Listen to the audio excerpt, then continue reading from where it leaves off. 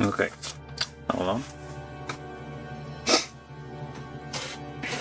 Alright, so today, by popular demand of one guy, we're building this. Actually, this Destroid Spartan from Superdimensional Fortress Macross. Macross. Well, whatever. So, for whatever reason, I think... I forget his name.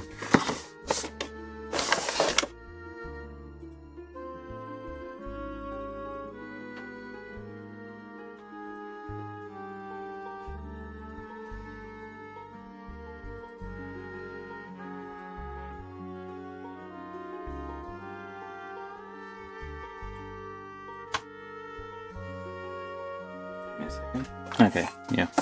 Never mind. Oh well, yeah, so Austin was insisting on seeing a Macross model kit, and there you go. I don't think he's gonna be joining, but I don't know, who knows.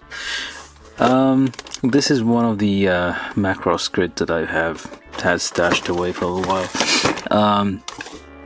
It's a kit from 2010, but Macross is like from the early 80s. It's a very, very old, pretty much classic anime about basically a short story, feels like, of science fiction where kind of like how in War of the Worlds, spoilers, the aliens are defeated by Earth bacteria. In this one, the aliens are defeated by a love song, or actually a pop song sung by a waitress in a China dress. But yeah, it is, yeah, because they have no resistance to culture. And yeah, that is what killed them. Because, well, men of culture and all that. And yeah, this is from Macross.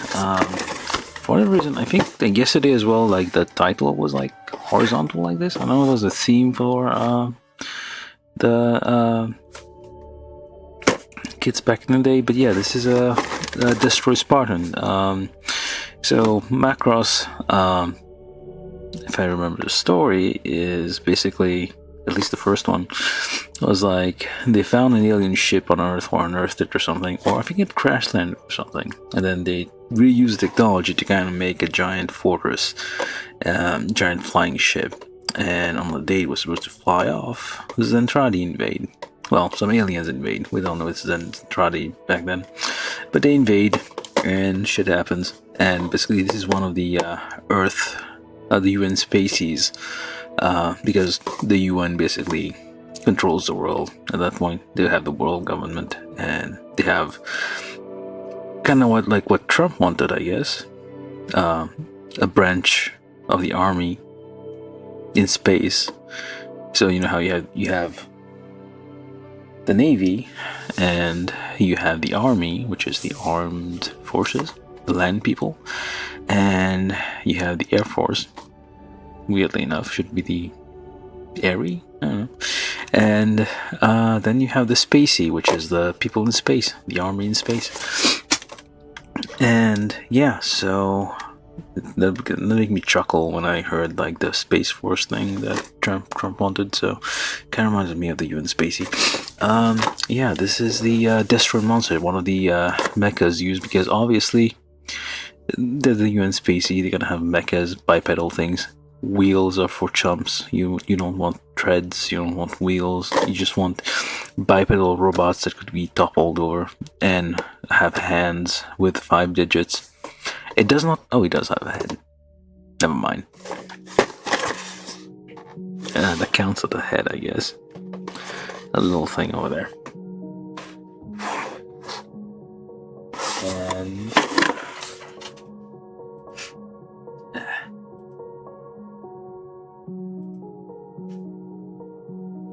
give me a second.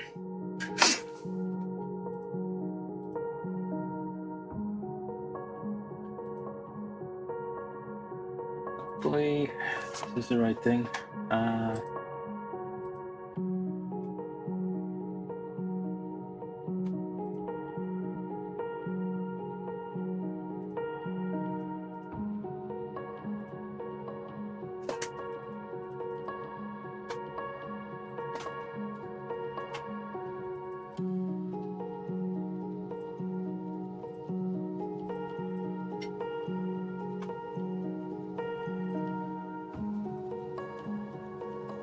I should have all this prepared before I start.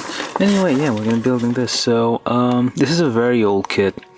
I'm pretty sure that this is like a refresh, not the original. Like, they probably just like tweaked a few things or whatnot. They probably made that in like the 90s or something. It came out the original probably in the 90s or earlier. And they basically, I'm assuming they made a refresh for like a few enhancements and tweaks. It does look very blocky and kind of simple, so it is somewhat of a thin box, so I'm assuming it's not going to take very long to build, or it's not going to be very complicated, but it is a piece of history, kinda, maybe, in a way of putting it, I guess. It is like a very old classic thing.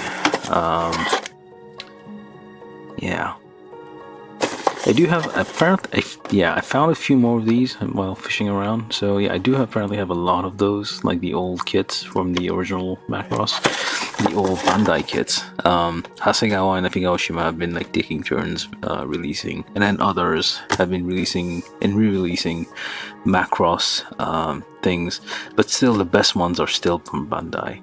Even like there's transforming the planes, that's the iconic thing about Macross, the planes that could transform between like plane mode, chicken mode, and humanoid mode.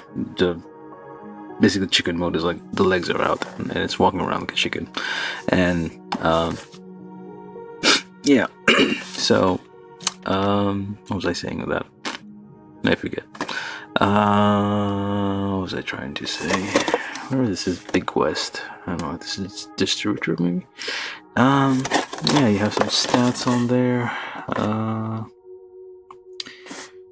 Lots of, this is like fun, I don't know why. Super real type 172 scale. It's not high grade, it's super real type.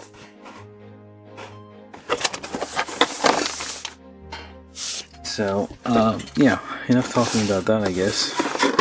I mean, I've watched Macross like at least twice in my life, like the original series and all the OVAs and all that. So, I mean, it is something. It's not as big as Gundam, but it is something. I mean, okay, actually, I'm just going to open this now. Am I doing the opening of the box? And there we go. Oh, almost thought there were no instructions there. It was stuck at the bottom. That's it? Is that it? Yeah. That's the whole thing. Look at that.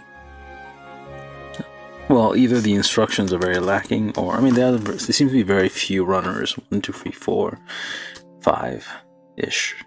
4-ish runners. It is mostly green. There's no white. Fingers are white, but there's no white parts. So that's kind of a sign that it's a very, very old model kit. Like the whole thing is basically just molded in a single material, and you have to paint it.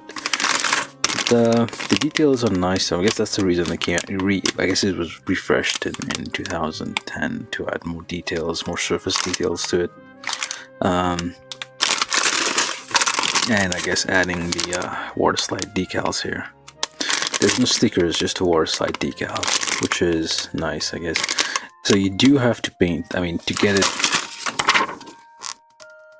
to like look decent, you do have to paint it. You will have to paint at least the hand, the things. Do we have cannons? Yeah, we do have cannons, do we not? Oh, that's a whole instrument. It's very small. It's very simple. That's a cannon. It's like it's weird and somewhat just poking out of the face. I don't know if there's some mechanics involved with this. If you open it, it pops out, or you have to manually do that. Yeah, it's very few instructions, so I don't know if it is gonna be a bit difficult. Maybe it's like, I don't know, it's possible, like, because there's lots of text in Japanese here, that maybe the instructions aren't just visual, they're also written, so I may end up missing a few things, but we'll try to get through this. Alright, just open these. Very few runners. Well, yeah, 4 runners. We do have a nice decal here with markings, which is gonna, yeah, maybe, yeah, I'll probably try to like finish this kit at least. Yeah, it's still a bit sick, but we're gonna manage.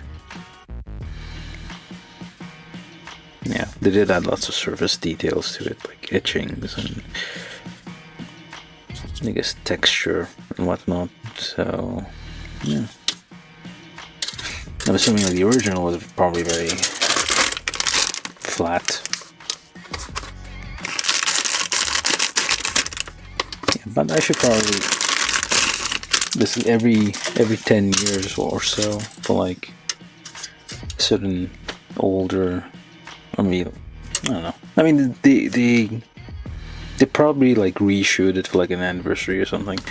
But it'd be nice like if Bandai like every few years basically took some old thing, like for example they could take patrol labor, although other manufacturers have been doing that, and basically reshoot it, basically refresh it and make it like a new set with like more modern techniques. And yeah, so like lots of small details on the hands here, which you can see all the little things, which is not bad. Yeah, it's like very fuzzy. I mean, it's a nice textured feel to it, so it's not just flat plastic. So it feels a bit more realistic. All right, so let's get our tools. I'm gonna need both of these, one for the clear parts and one for the non-clear parts. I don't want to like waste this one just yet. Okay, so we need 35. We're starting with the hands then, so I'm gonna start building. Alright, start with the hands. See, this is the whole, that's all the instructions. There's only 9 steps, but we'll see. Are there polycaps? I don't think there's polycaps. I didn't see any polycaps anywhere.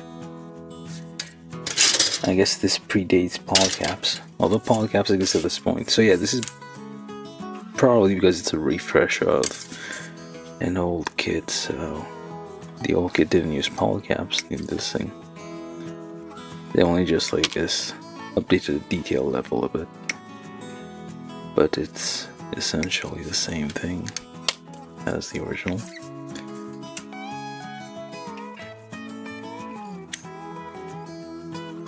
Oh, I think I was talking about the original story, the story of Macross, but no, I think I said that already.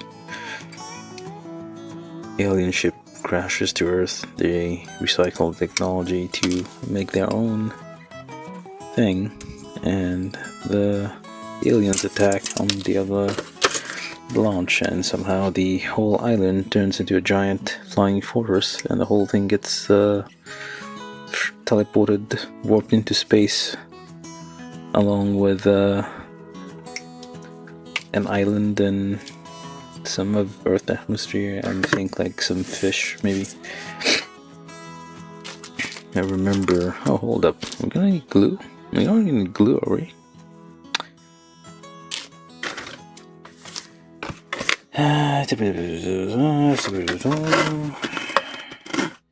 Simplified construction for easy assembly, it says. Yeah, I feel, yeah, we're gonna need glue for this. Alright, so I guess we're gonna have to figure that one out as well, because this is not gonna hold, clearly.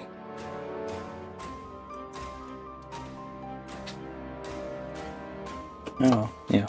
So, when I build these, I usually don't know what's in the box. Other than that's what's described on the outside. Like, if it says you require glue or not. This one says I can. Yeah, this says like simplify construction for easy assemblies on the box, so I assume that you didn't need glue and whatnot, but apparently you do.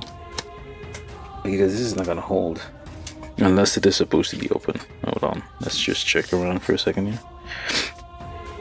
Yeah, no, this is not gonna be this like thickness of peg. That's not for like holding something in place. This is definitely gonna need, yep, glue. I guess we're doing this. We're doing this live.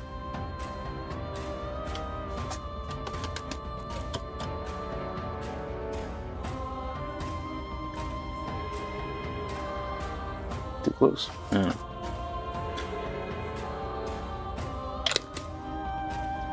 I'm gonna need some of these things, maybe. Hopefully you don't have to snap off and make the whole part unusable.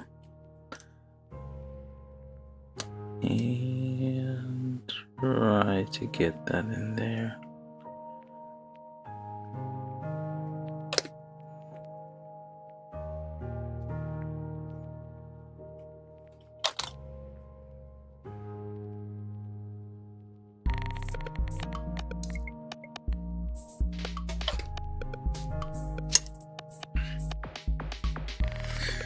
I'm gonna need some. Oh, need to kind of try to make these line up a bit, because it's important that this part is gonna need to fit this against something else. So this needs to be somewhat flat. All right, so that's one, and this is two.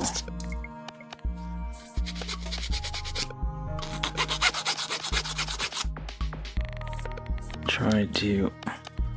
It doesn't connect perfectly. There's like little bits of gaps in there, but it's manageable, I guess.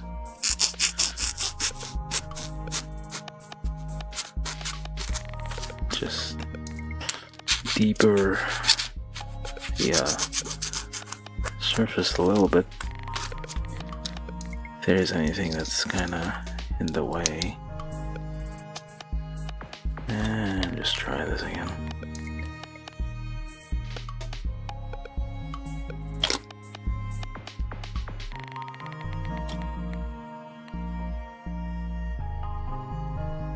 Just dot the cement around a bit.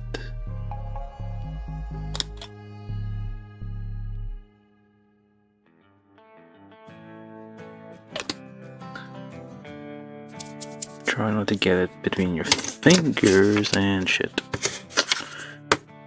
And this is terrible.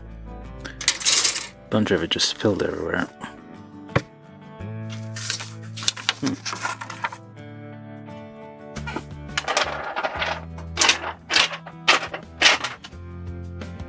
Well, we're doomed. It got on the thing. So let's just hope. Let's just wait a second for things to kind of dry out. Hopefully this is recoverable. Otherwise, I'm gonna have to stop the stream here and figure something out. Probably should turn the fan on. Hey, our first actual accident live. I haven't had it before.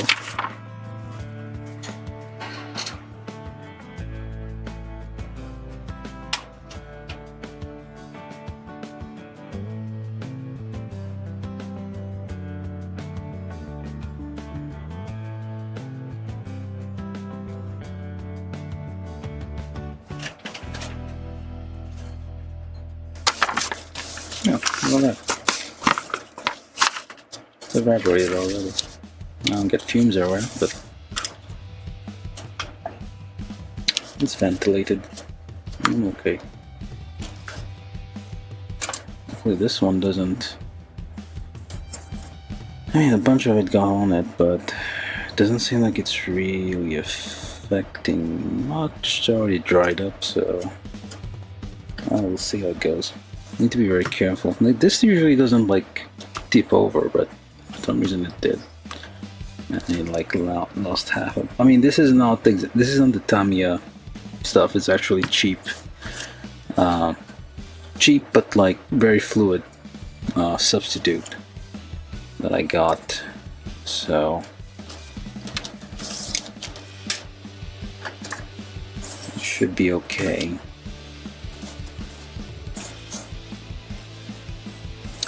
And then we continue.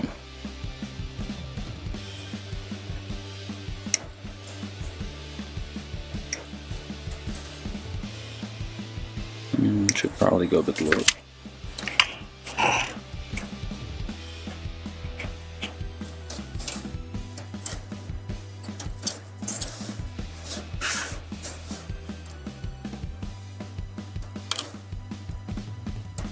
I guess this one's a bit exposed to the cement there. It's a bit squishier. And do the thumbs. So just like so.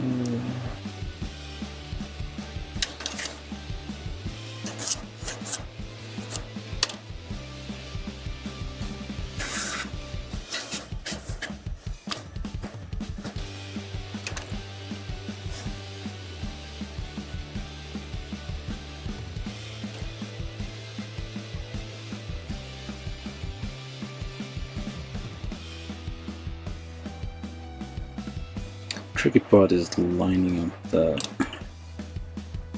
halves here, because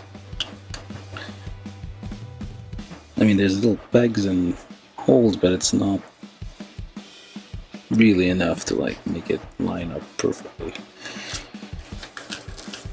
Kinda have to like hold the parts together for a few seconds to let the cement do its thing.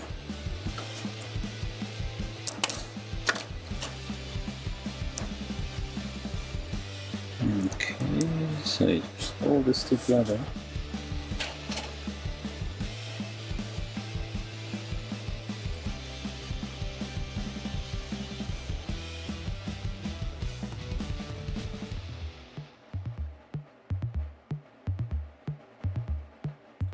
Ah, there's a hurricane, isn't there?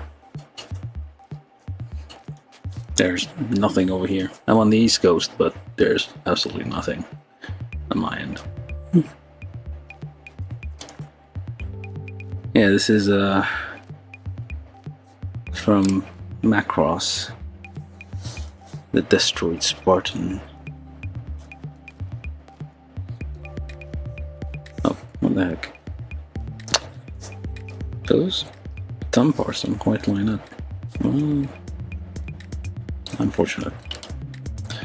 Had an incident earlier where I spilled some plastic cement.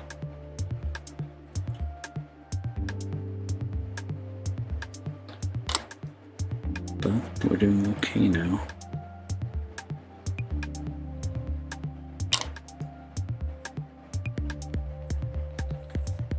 Okay, so let's line this up a bit.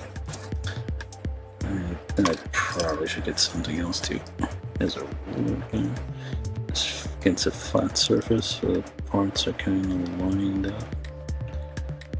Well, to the best of our abilities here. Alright, so we have fingers in a way.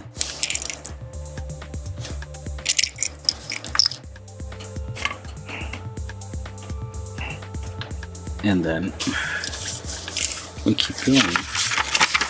Next step, whatever this is. Okay, yeah, another thing of note here. The runners do not have They don't have letters. It's all like... Oh, actually they do. A1, what the heck? But it's all A1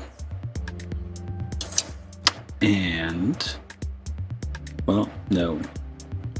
Yeah, basically it's like it's a single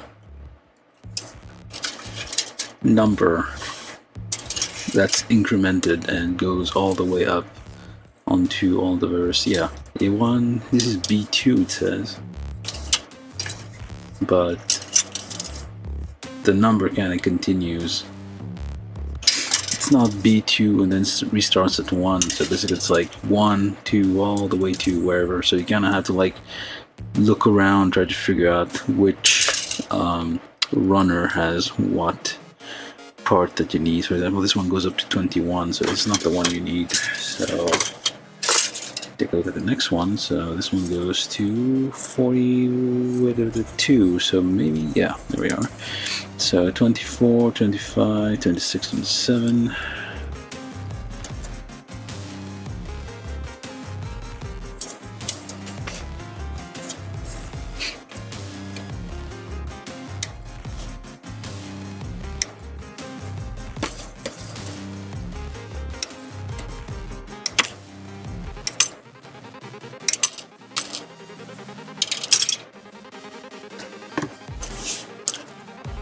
And then join together.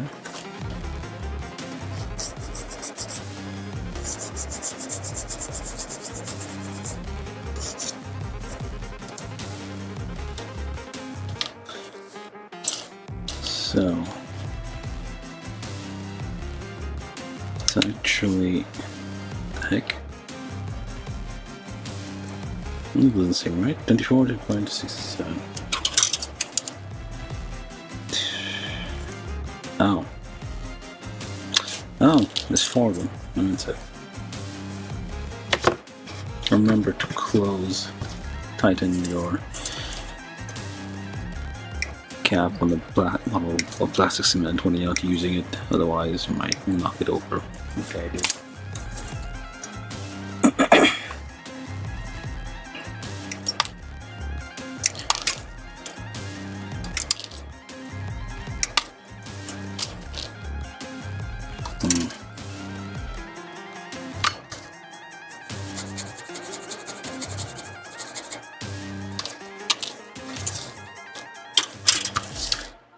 Alrighty, so let's keep building.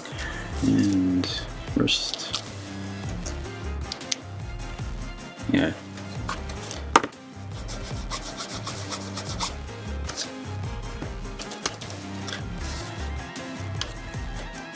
I mean, it does require glue, but it is somewhat simple, so hopefully it won't take that long to build.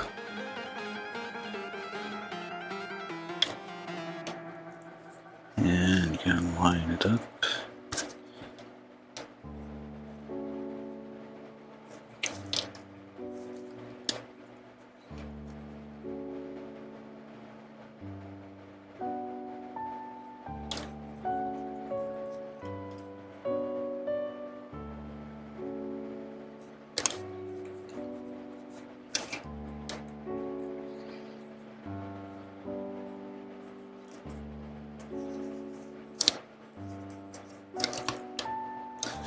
Give this a second to do its thing. Hopefully I have enough of my can. What the heck is happening?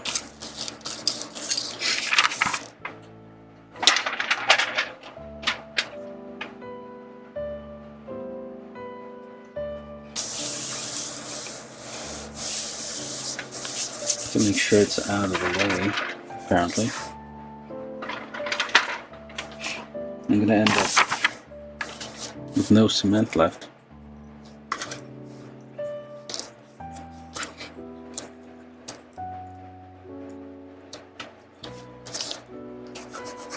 I'll have like a half a gallon of this anyway in a can, so I should have plenty. for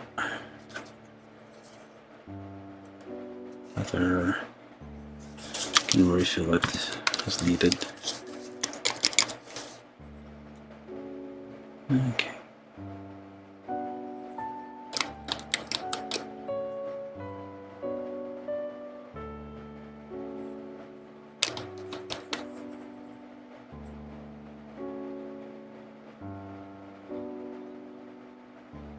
Just dot it very gently to get some cement into the gap. There we go. And once this one is dry, alright, so this way and that way.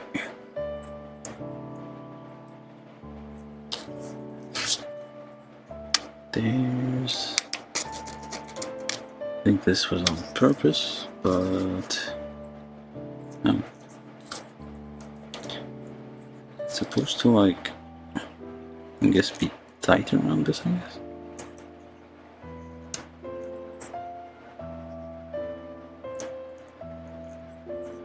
Yeah, this is just plastic on plastic rubbing, but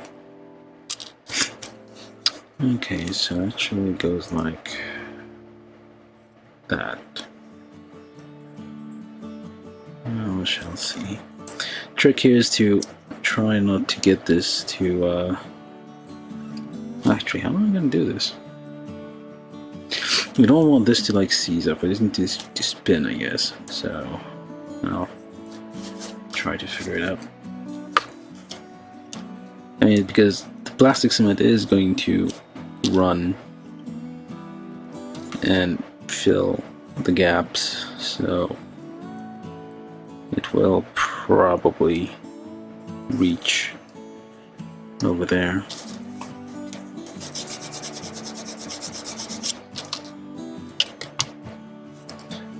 And let's try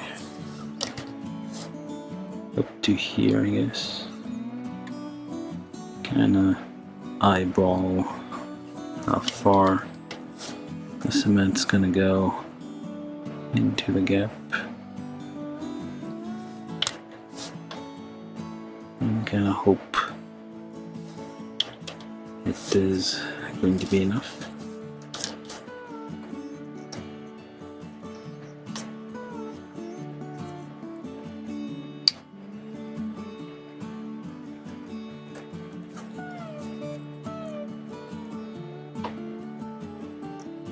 Alright, so we probably need some glue here, some glue there where the little pegs are, so that at least will help holding the parts in place.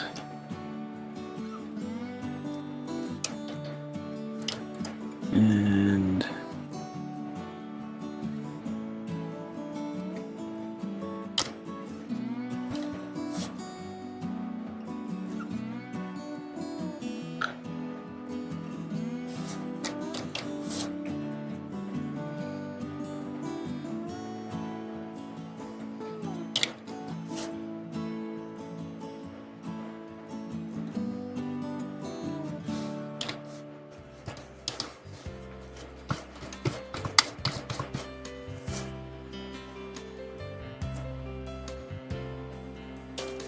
should probably, yeah, it still turns. Yeah, it's okay, I guess. It'll turn out alright. Let's see. Could probably get away with the little dot here. And the dot there. Be close, but should work. Just turn this around a bit to make sure it doesn't get stuck. There we go. This one seems fine. Alright. Now, we need 40 and 39. 40 39, 38, 37.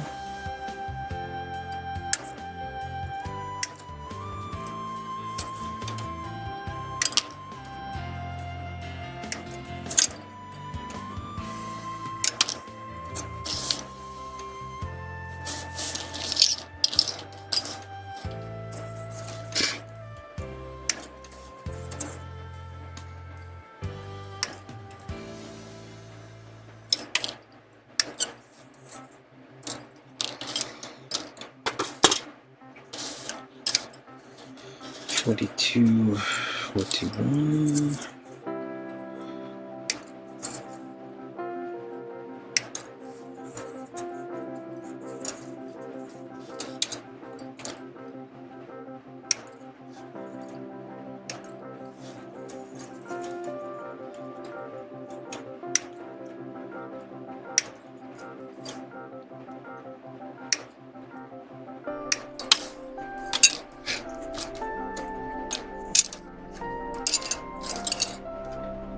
And what is that one? Oh, that thing. Okay. And all these become hands.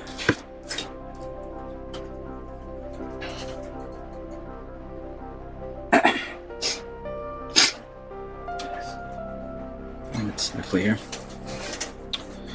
Alright, so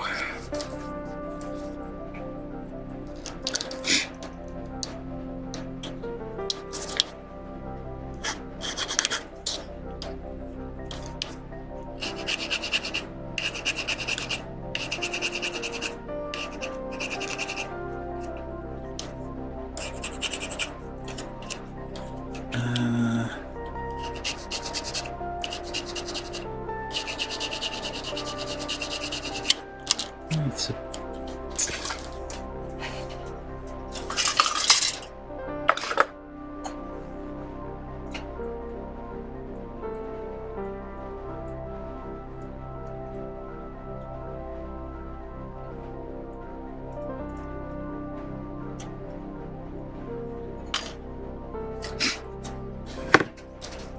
okay, hold on.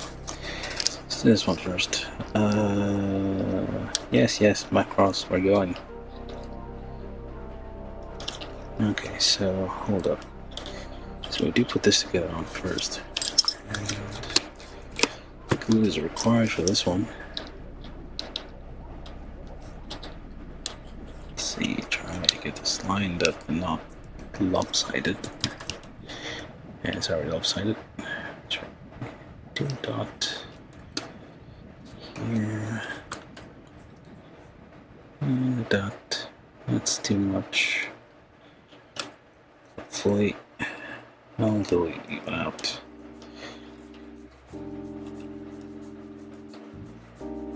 Just let it seep into the parts there.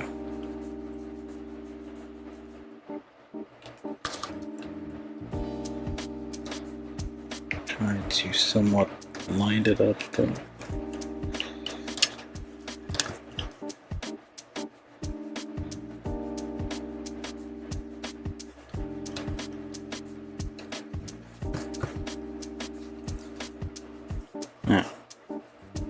Anything looking?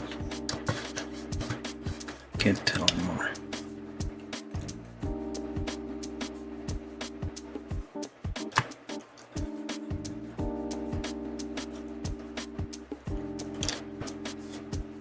Putting way too much, probably, but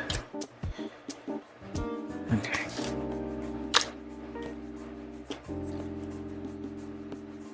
That ought to be enough.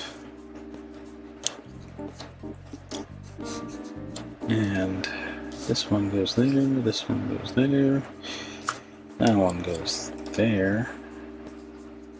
Or does it? Yeah, it does. I'm using this to kind of guide it.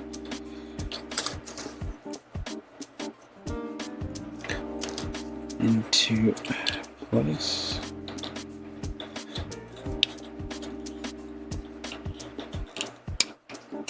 Oh.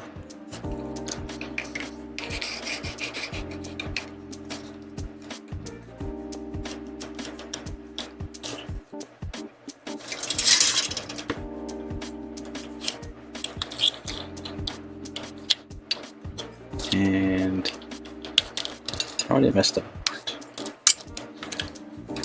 It's supposed to be stuck together and separated. Oh no, this plastic might be too old to be bonded together. So not even possible.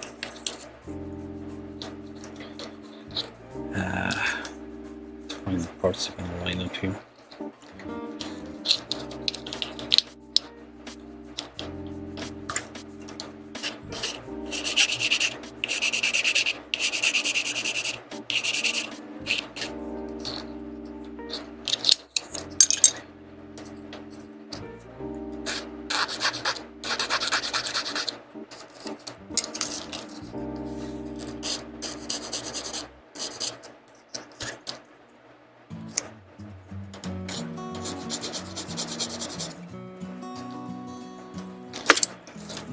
Alright, let's try this again. So, goes where? This goes like that. Actually, this one goes like that. Goes in like this. Goes like so. And like so.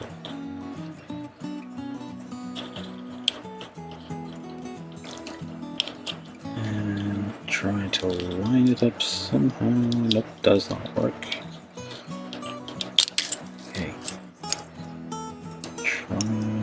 To get it to line up.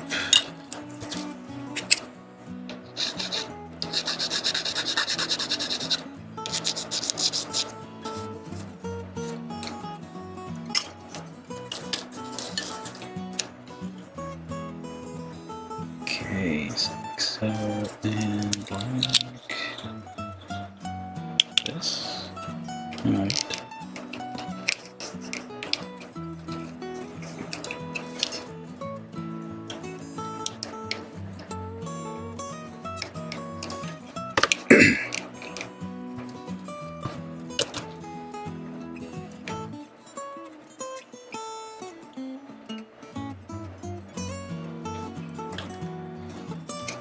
Trying to get these panel lines kinda match.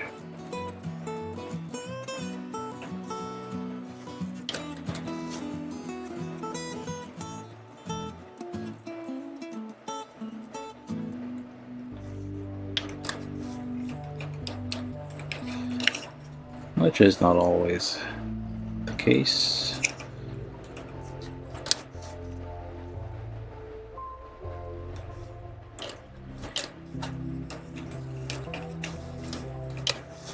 Yeah, some separation here.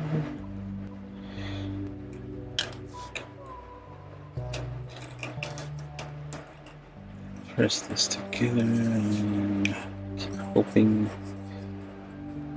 that'll work out sometime. Okay. Oh, let's leave this alone for a second. Sure, give me a second.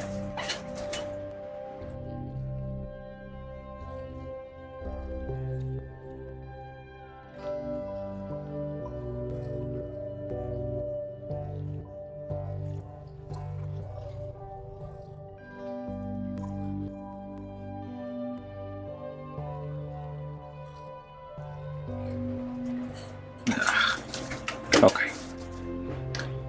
Okay, the one's gone. So, trying this again on this side, which is going this way. That thing over here. And need to join these up first. Kinda.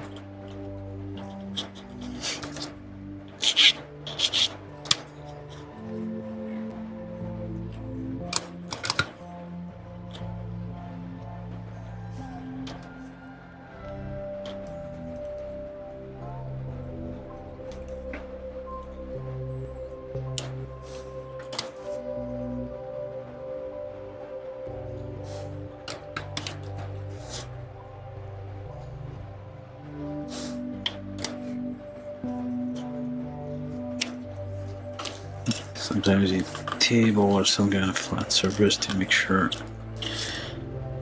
at least one side of the parts are kind of lined up, and then you can continue.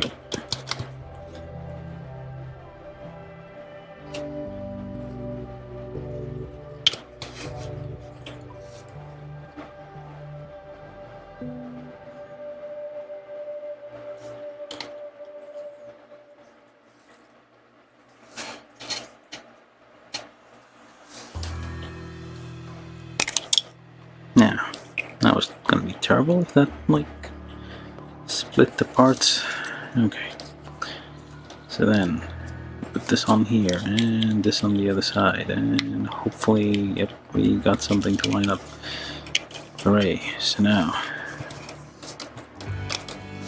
we just keep going, I guess. Because these two parts fit better than the other one, the other side.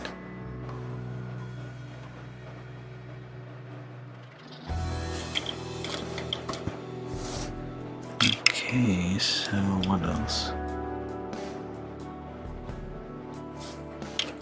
Alright, so that should do it.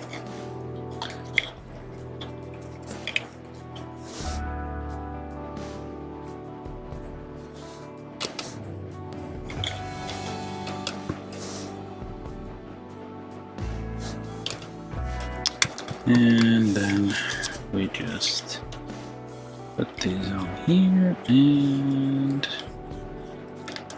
hopefully that's all we do.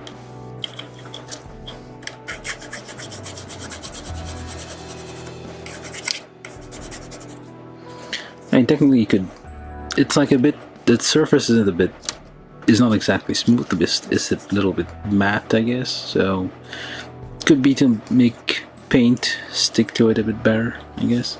It's a little bit scuffed by default, so I mean you could paint the whole thing obviously, but or you could just limit yourself to whatever needs to be painted here. So which one is the, there we go.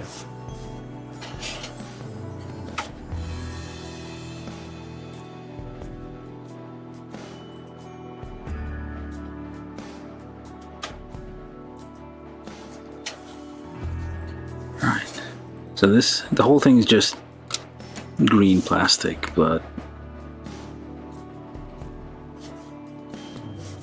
technically should be able to, well, you're supposed to paint, I should be able to, yes, we should have to paint quite a bit. Alright. It's gonna hold. Yep. Let's get in all around. Just hold it for a bit. Just until the bonds form.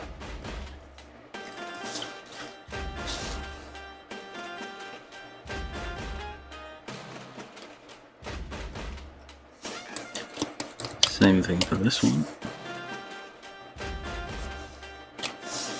One on this side. And some on the other side.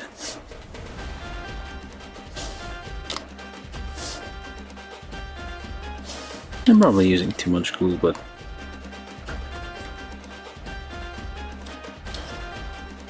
I don't know. Alright, so hopefully leave this alone for a minute for it to do its thing. This one's still okay, it's not seized up by anything, so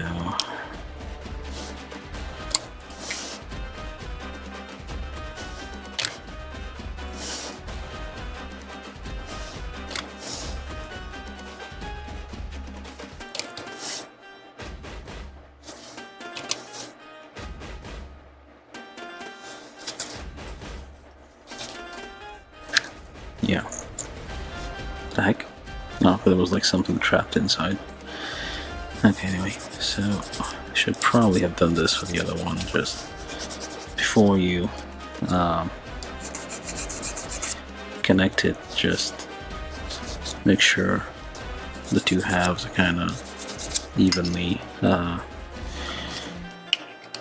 matched there, so it has at least like one contact surface that is gonna be that. Come on. No, this also. Wait, no, it's already working. Yeah. That's a bit troublesome. Alright, just give it a second to kind of seep. Try not to lose your grip.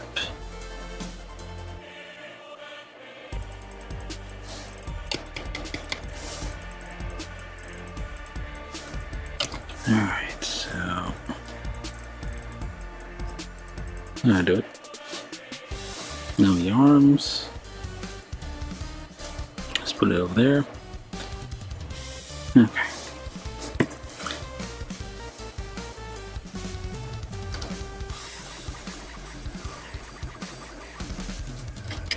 I think these are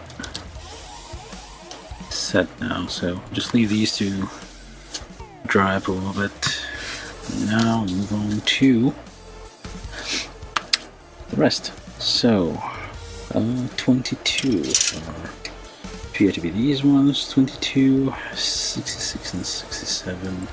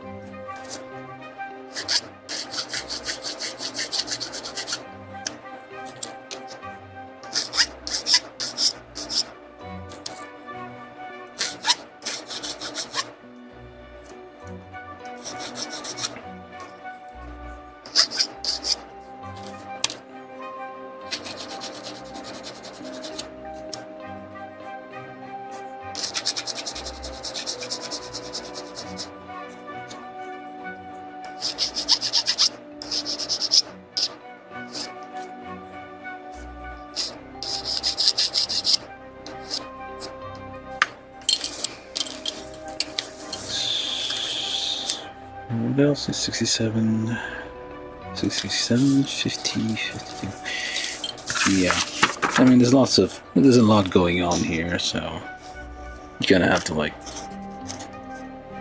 what the hell, 48. That's a weird pin thing here, okay. Now we're gonna have to figure out where these parts are. Nope. 60. There you are. 66, 67, and is it 65? Nope.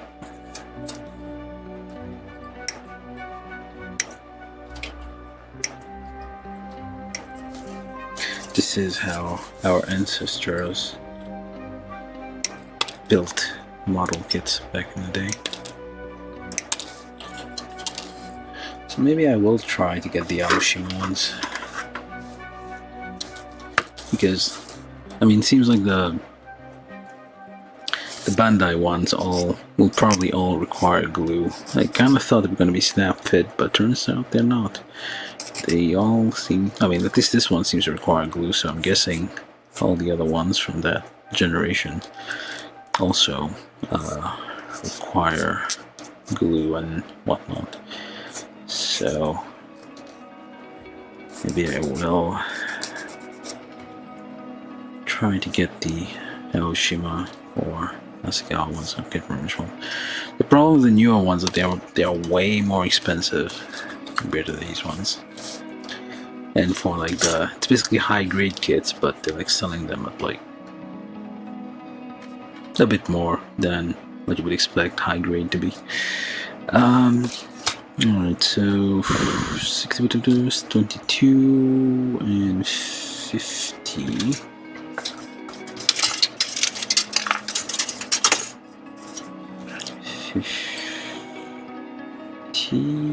52, 49, 48, so these 43, 44, 76. Okay, this whole area 47, 14. Nope. Okay.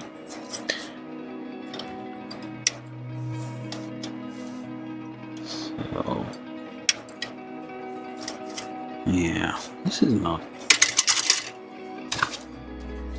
I'll try this. Because sometimes, well, it's no different. Try double cut.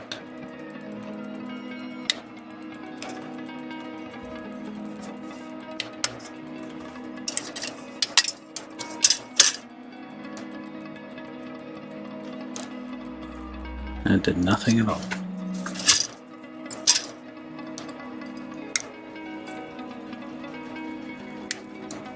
And it made it worse.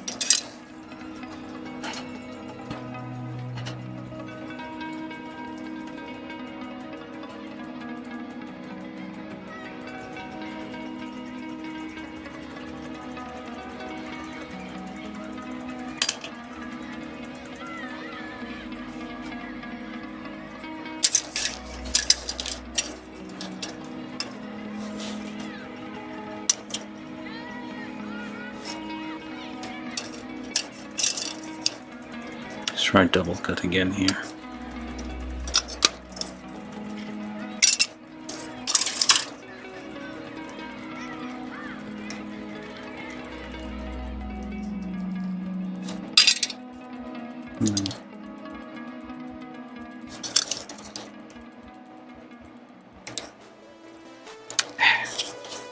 It's still leaving like quite large.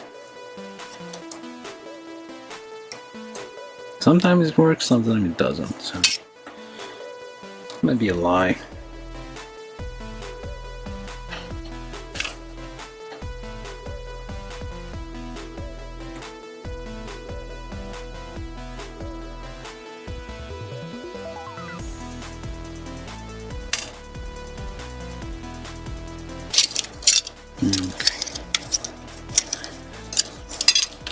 I'll sort it out. I mean, I might just build it without worrying too much about the nubs.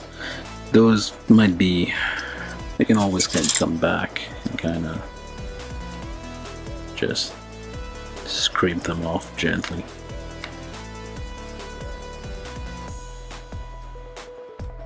This one's dried up, I guess. It's probably, I mean, even if with plastic cement, it's glued together, but there's always a chance you could like accidentally knock it off, so you still should be a bit careful with these. It has a decent range of motion though. Turns, yeah, that's fair. It's alright.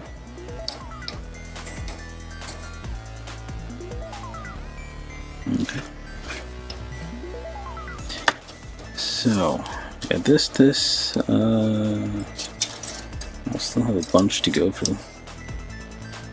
Let's get everything.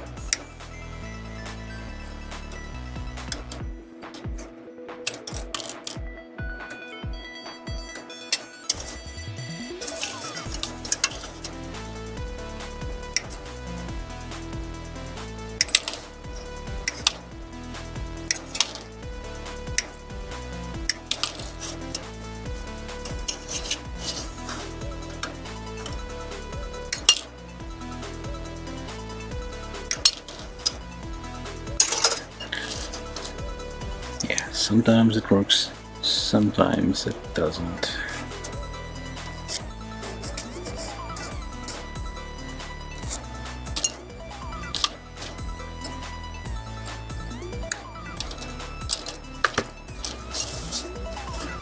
These parts really go together. exactly use them just yet.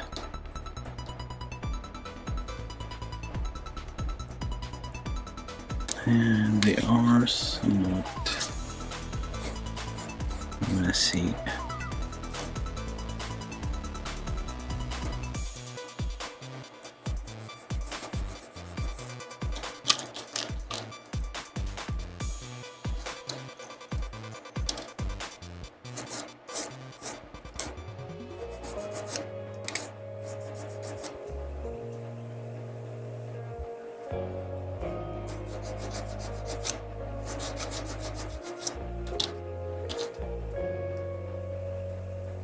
Let's see, where we can go. Let's see.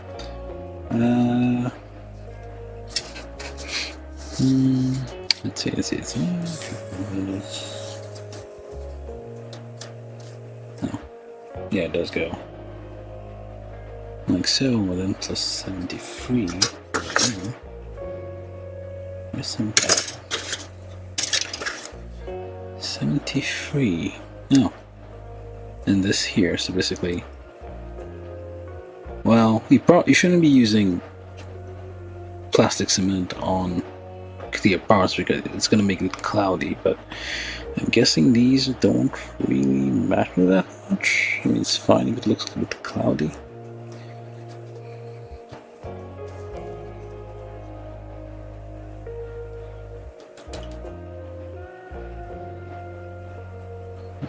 Dot in the middle here.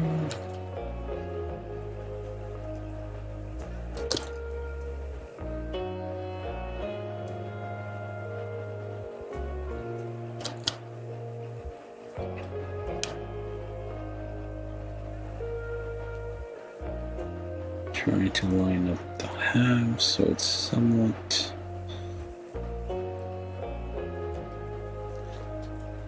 might need the help of a table or some flat surface to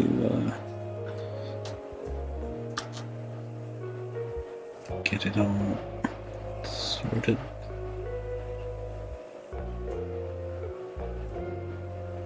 Yeah, more or less. And then 73, which is this tiny thing here, and so you don't necessarily have to build everything in the same order described in there. You can just do whatever you need to do. Alright, so then take a stick, just tap that in there. So I'm supposed to paint it or something, but I mean,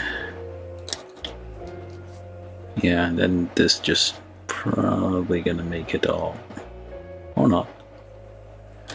Just dot on the outside of the, I don't know if you can see this.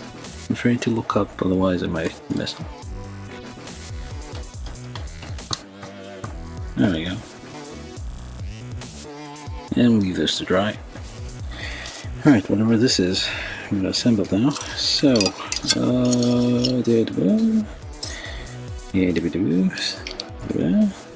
yeah. First, do a test fit, see how it goes together. Fine, I suppose.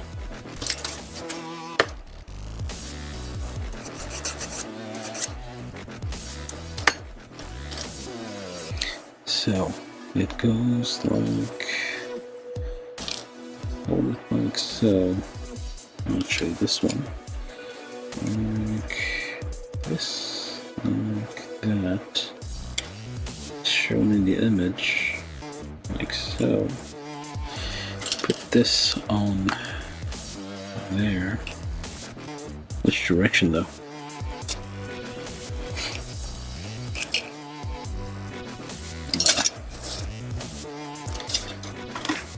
Refer to the picture here. Let's see, so alright, I guess this is the top part here. So this part here. The longer part, the more long part goes like this. Although you could, no, I guess you cannot rotate it. It has to go this way. I mean, you can, yes. No. Yeah, so I guess you can still rotate it a bit. I guess if it's on the wrong way.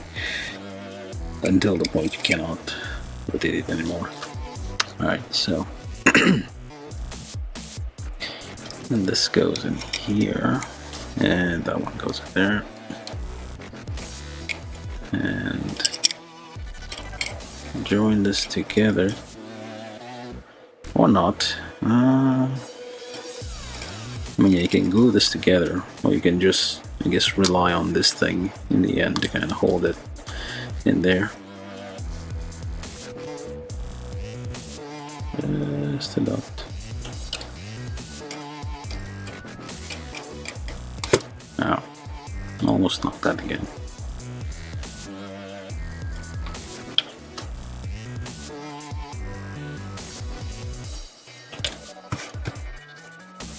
Take this thing and press. There we go. These are very useful if you're dealing with things that need to be glued. And there, and same deal. Just actually just do a test fit first. Make sure you get all manner of nubs and what have you that might be causing an interference.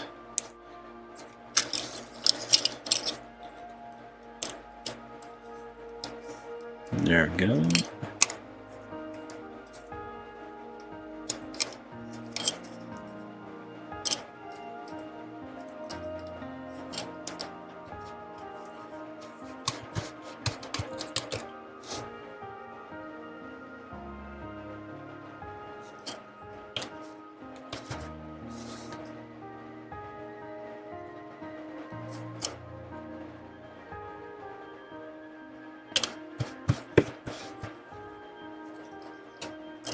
Line it up a bit and like this. Alright, so let this dry for a second. While that is happening, what else can we do? Not much. Well, we can take a look ahead at the weapons system thing here. So 5, 6, 3, 4. 16, 17, 11, this version. Nope, that's not yet. 5, 6, 7, 5, 6, 3, 4. 17, blah blah blah. This, and somewhere else. 11, 10. So that 11, 10, 9, 8, maybe.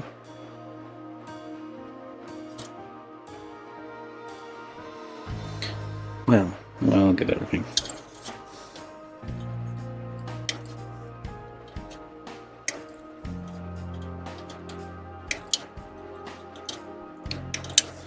Like, using glue means you can like have way finer parts because you do not have to account for like runners and, well, not runners, the pegs and holes and whatnot that are, well, would take up a bit of space in the design,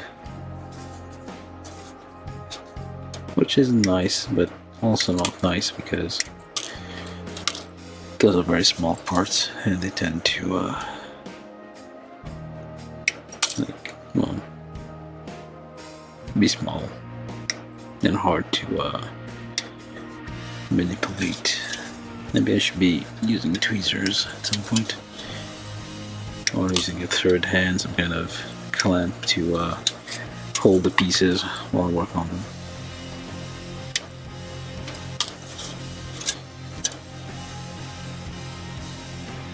Imagine these all need to be painted black. Like, yeah, the whole thing's molded in the same green plastic, but Definitely need some black in there.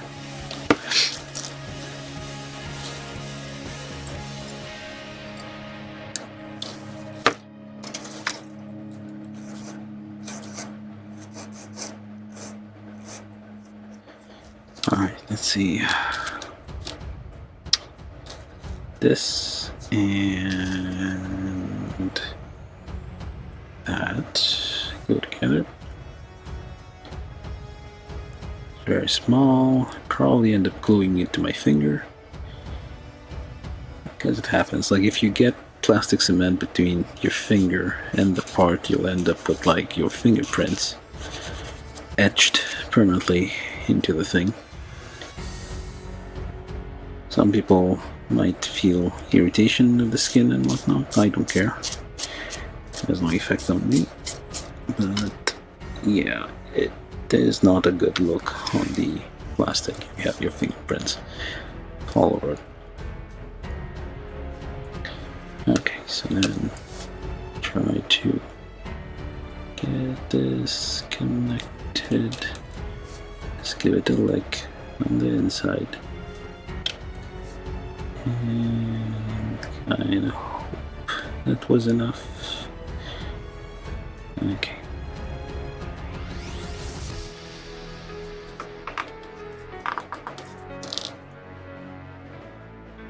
I mean, it did line up somewhat, but not in the right. Come on.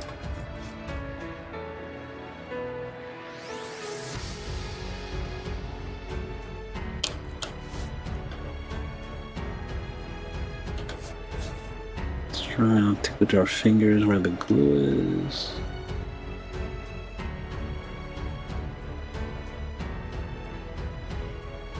Yeah, it's very small, so it's kind of difficult to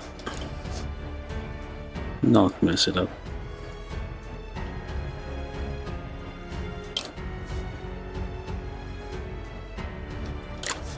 Okay, maybe we got it now. Just maybe. Okay.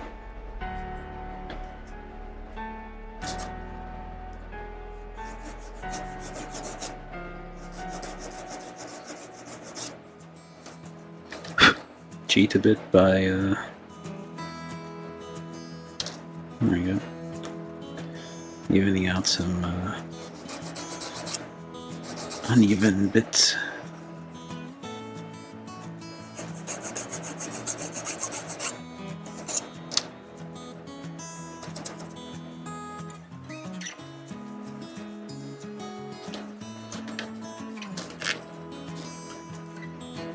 Like even the pegs, there are tiny pegs to like guide the parts a bit, but those are somewhat not exactly placed at the right spot sometimes, and you end up with like a little bit lopsided joints.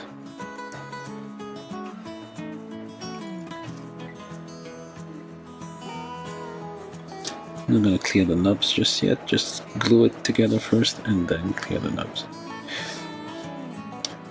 Not sure if that's gonna make a difference, but that's what I'm doing. Sometimes it does.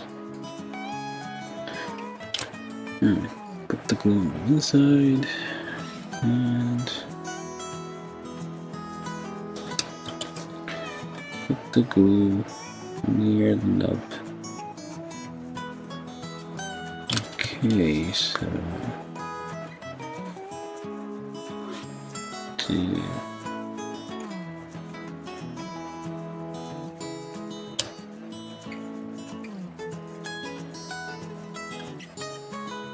just little dots of glue here and there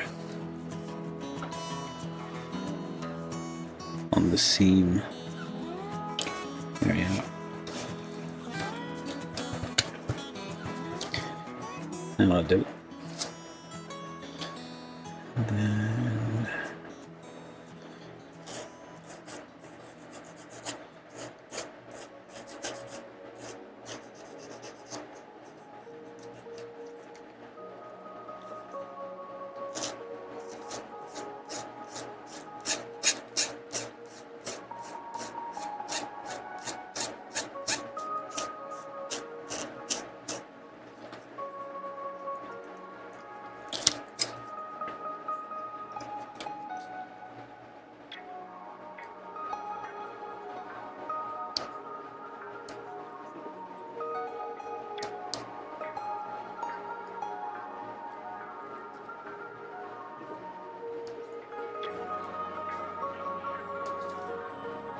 Right.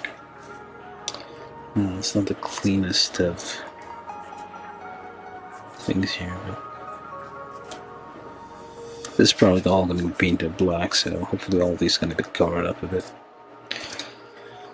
Okay, so that, and then these two.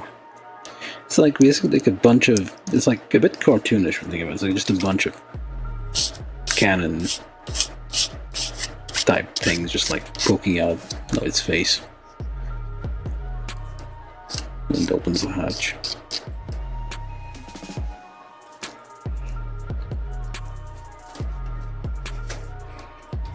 And it's not all like lined up, just like pointing in all directions.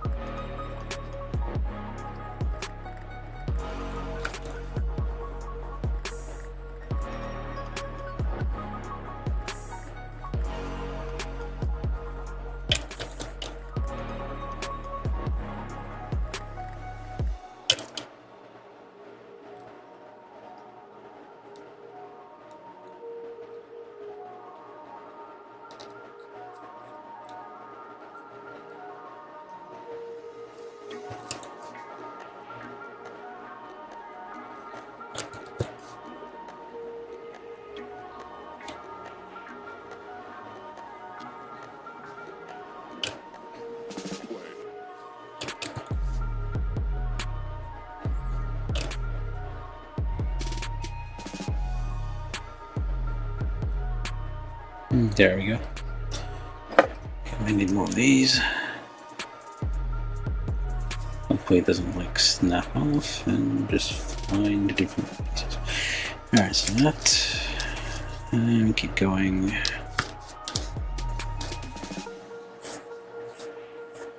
Meanwhile, the other part's probably already dried up, so we can probably move on to that once we're done here. Yeah, it's a bit, I mean, unlike a snap fit kit like this one, or I mean in general, the ones that require glue, you kind of have to like, well, wing it, I guess. You kind of have to figure out which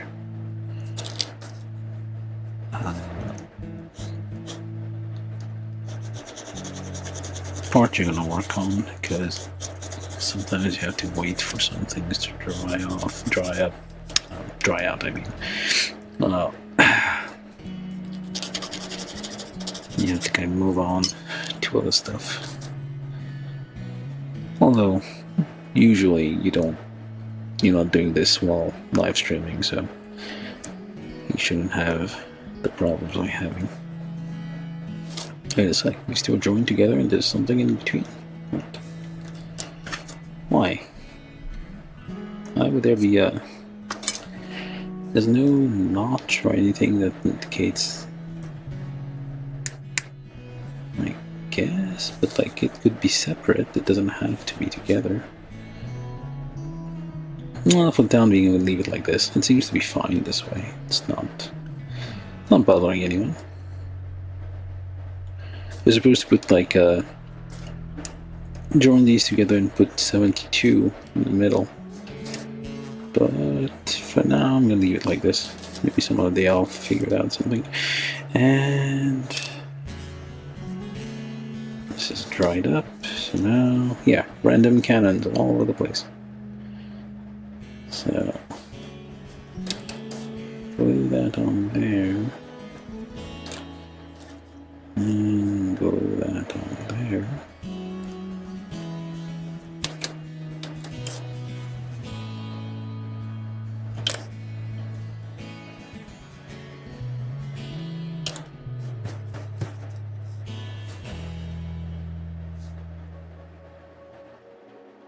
Try to make it somewhat parallel to the thing.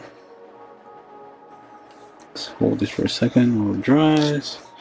Meanwhile, check ahead, kinda see what's needed to do. Okay. And it's already kind of coming off.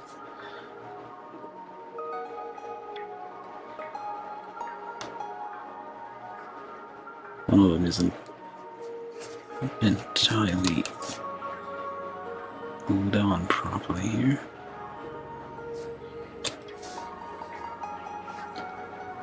Just leave it alone for a second.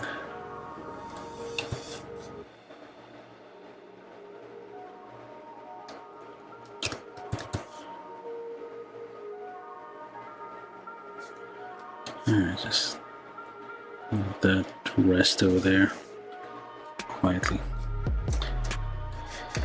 Okay, so we got the little gun stuff here, so let's move on to this. So we did this, and right, like this. I mean, the arms are kind of interchangeable, I think. Or not, maybe. They are somewhat symmetrical, so you should be able to kind of swap them out. Well, no, I guess we'll just not do that. So this guy and that guy. Okay. This one goes here.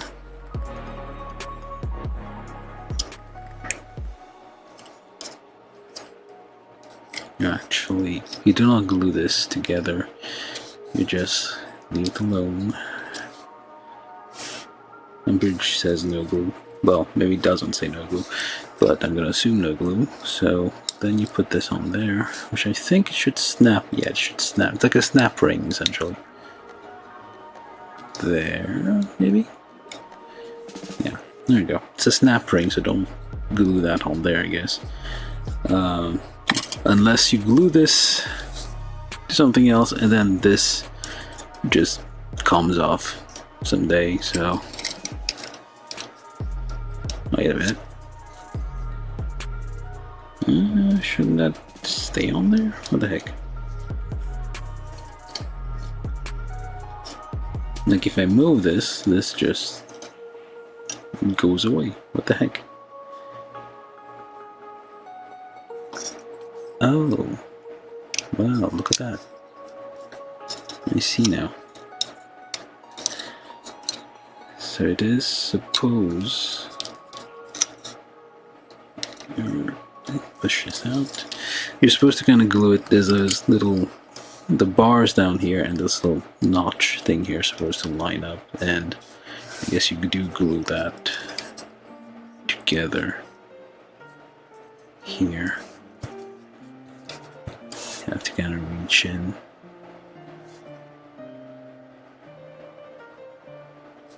Alright.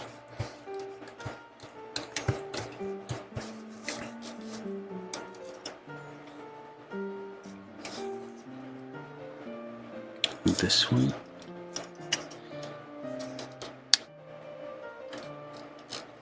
And just pop that snap ring thing on there. Might be on the wrong side. There you go. And just leave it to dry.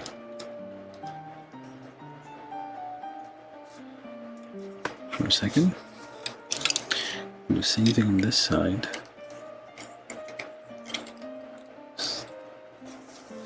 Wonder if I should be using a different kind of glue for this. Maybe something a little bit more tacky than plastic cement. Something you could apply like a little bit of paste on here and then kind of press together like contact glue of some sort. Maybe super glue, but that would be a bit riskier, I guess. And put that in there. You kind of fold it down for it to like stay in place. You put your snap ring thing in the back there, and well, it doesn't actually snap on, but it does hold the thing together. So just leave that alone for a second. What else do we do here? Doing this and that and 75, which is these two things.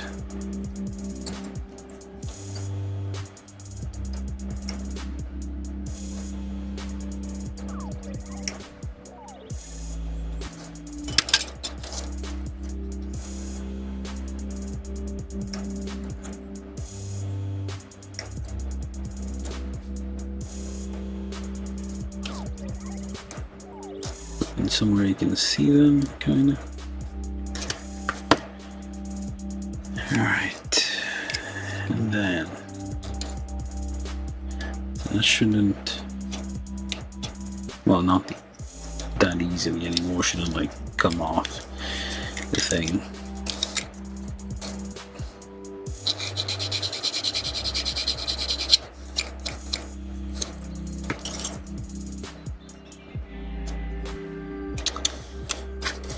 I think this one, yep.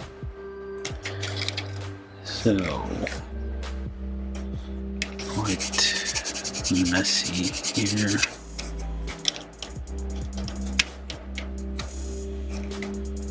Alright, I'm gonna have to join all these together. So I'm gonna use these kind of as a guide. It's squarish.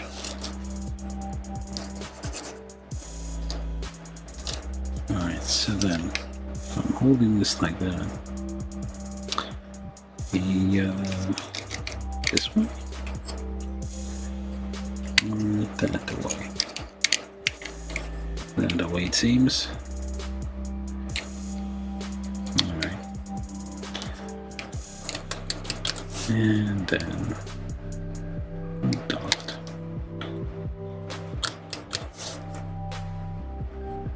It fell off, but oh well.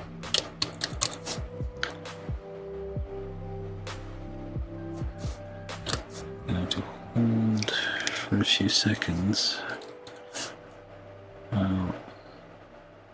It propagates, or we can do this, I guess. There we go.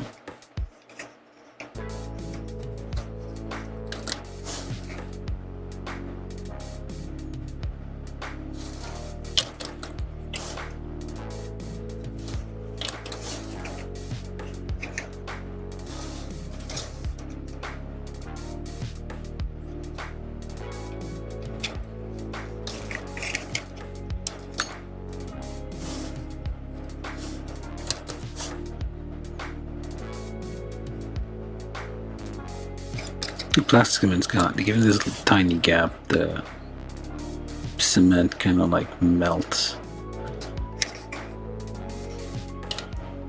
like forms a little web, or like because of the viscosity of the fluid. It's like it links the two faces across the gap and kind of like dissolves the material in between. Makes like a bridge, essentially.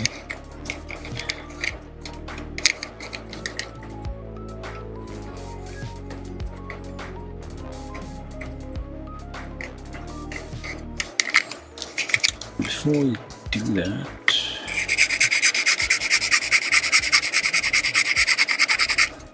kind of smooth out a few things.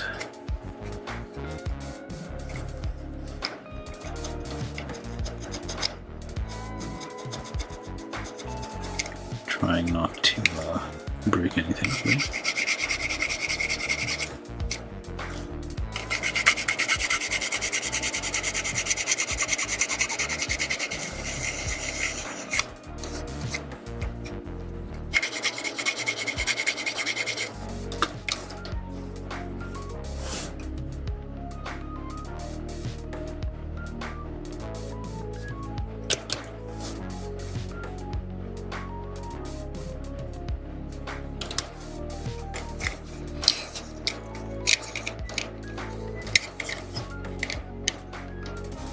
somewhat approximate placement of this thing. Just a bit generous dot there.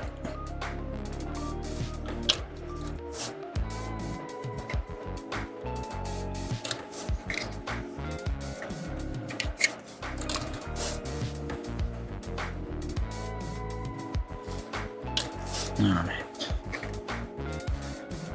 Let that kind of do its thing.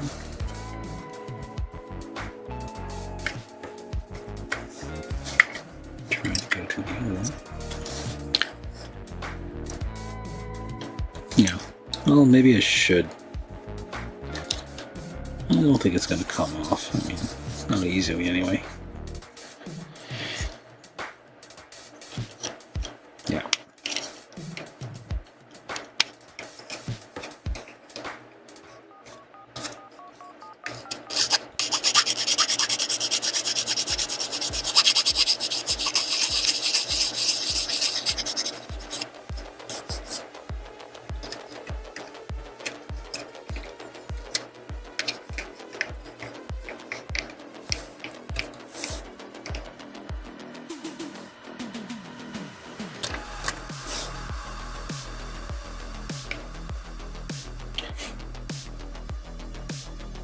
Yeah, it's Robotech in the US. It's Macross in the rest of the world. I mean, I grew up on Macross too. It's like, it was called Macross where I grew up. And it was in French.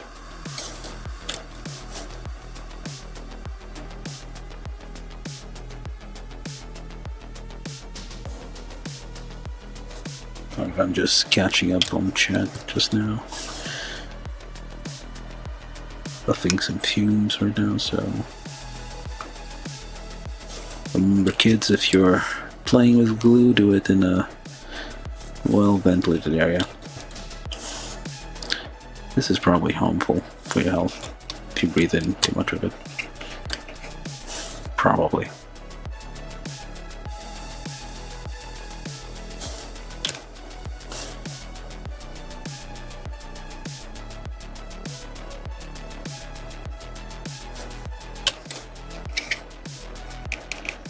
I do have a fan on, just pushing the fumes away from my face.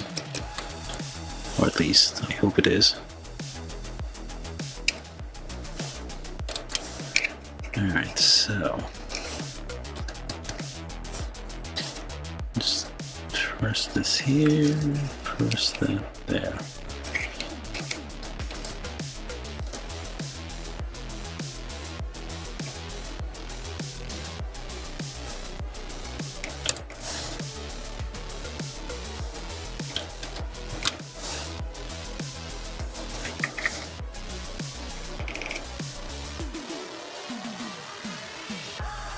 Leave it for a few seconds to dry. Meanwhile, where am I supposed to be? Oh, no. Oh, this way. So this goes into here, and in the corner over there we have our little thingamajig here.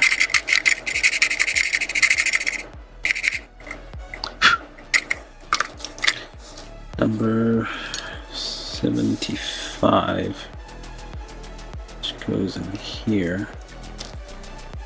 Needs a little bit of a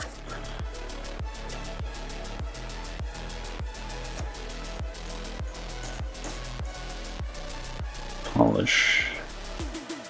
Trying to scrape the clear parts, but yeah.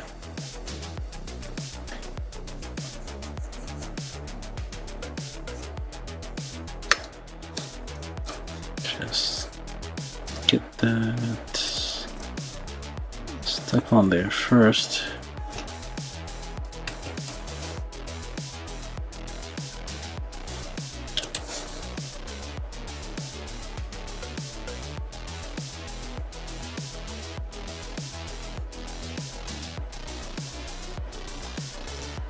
Well, it's better to do it last time, but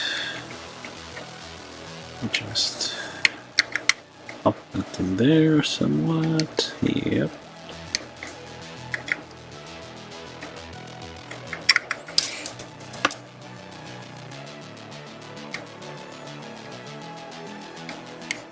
I mean, it's clear here, but it does seem you have to paint. You're supposed to paint those. I mean, at least one of them red.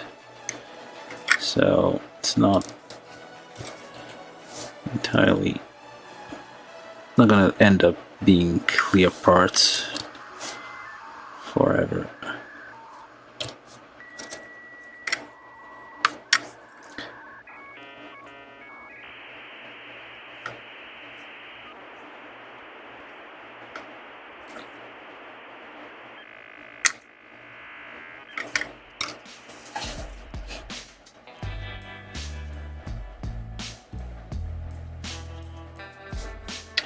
It's from Bandai.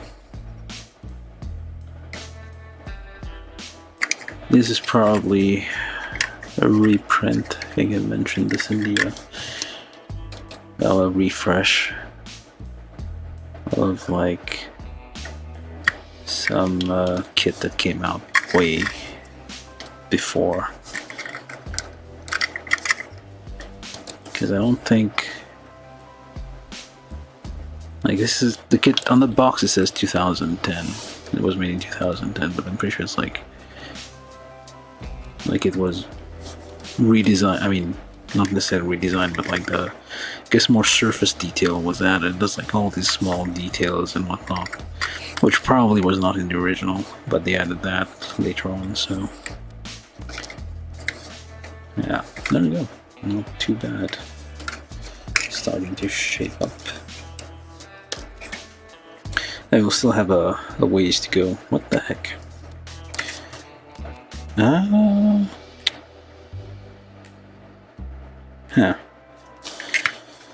There's pegs on these things, which means there should be holes somewhere. Did I make a mistake somewhere? I think. It kind of suggests that there's should be pegs. The holes aren't there, so no. Oh, it kind of fits inside. Okay, my bad. Yeah, it fits inside the hole a bit. All right, no big. So, camera start.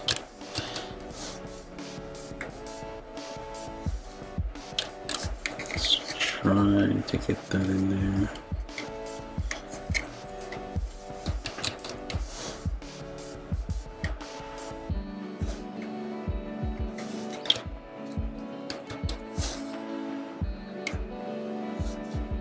It's a bit difficult to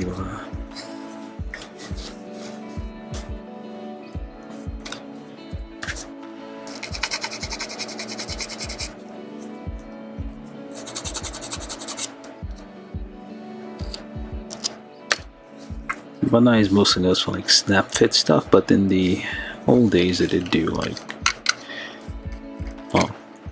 stuff that required glue. I think that's like the original Gundam kits were basically not snap, they were like required glue, so they basically followed this type of construction. So it's not. That's why it makes me think. This makes me think like it's a they just like took an old kit, basically added more detail to it, so it still has the same old construction style where you need glue for everything. Like it's normal. I mean, it used to be normal, I guess. Snap fit stuff was the revolution. Like in the old days, all the kits, like you assumed like you required glue and paint for any injection kit. And a fair amount of time spent cleaning up the parts from all the plastic flashing and burrs and what have you.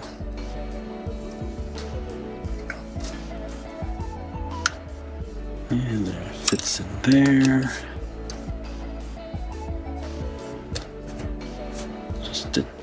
dot there, and a little bit more here. Why not? And there we go. And another one done. So those are the arms. Well, hopefully I got them right. Okay, so like this, like that. Wait, is this the front or is... No, this is the back. The back has those weird exhaust things. And these are the turn signals, actually. Yeah, they are. There's a red one and there seems to be like a... At least if I'm making this out right on the box here, there's like an orange one. So these are the turn signals and this is like the brake lights for this thing. Look at that. This is a vehicle. It has turn signals and brake lights. Which puts this into real robot territory. Very real. Alright. There's a bit of ill-fitting parts out there, but you basically have to like sand it down and kind of adjust things a bit. Probably have to paint over all of these to kind of hide the panel gaps and all that.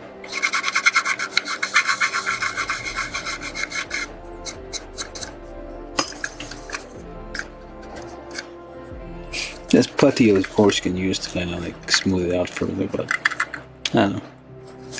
Never really tried that. Anyway, that's the arms. I got the whatever this is, this weird cannon looking thing that just looks like a face with two eyes. Yep.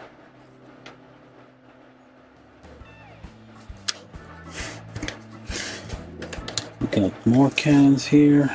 Requires a thing in the middle, whatever this is, I don't know, but I've got it. Let's keep going. Yeah, this is all the instructions we get. That's the whole sheet, everything. On the back, you kind of have nothing. Yeah, see, a red light and turn signal, or like rear thing, what you call the light that turns on when you go in reverse, the white one. So I don't know what it's called. Reverse light. So yeah, it is a vehicle. So yeah, the UN Spacey. Why did I want SPACY? Wait, that's a damn lie.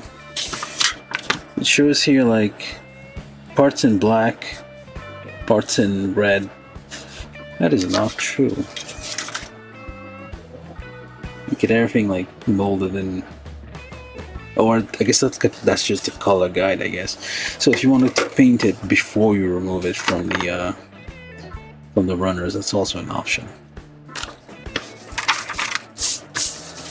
But I feel like a bit more comfortable like painting it after.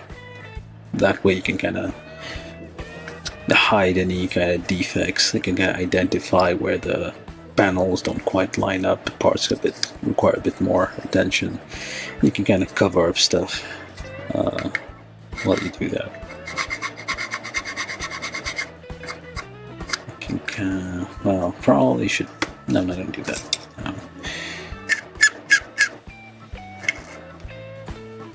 Battle damage, let's call it. Anyway, so that's that. Now page 2, step 5. You need this thing, which is the hatch where the cannon is going to poke out of. And this thing.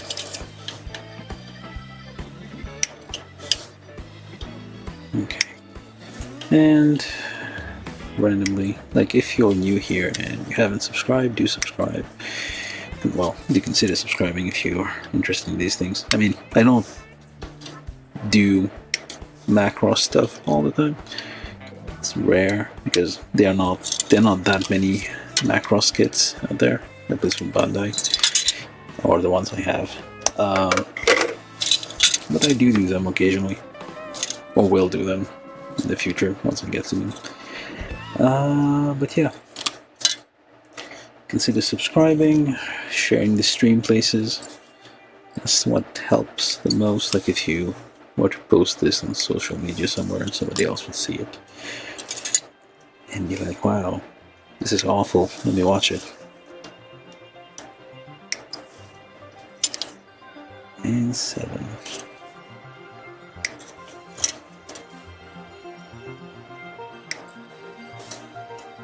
Alright, 7. 720. What else? 30. Yeah, all the parts. I mean, the runners aren't lettered. They don't have a letter to like identify it. So all the numbers are like all the parts are numbered sequentially from 1 to whatever the last one is. So the number that carries over on each runner. So it's a bit of a pain to try to like find parts. You kind of have to like go for each one, figure out which number it starts at, which number it ends, and where the heck is the part you're looking for anyway. Okay, let's build this.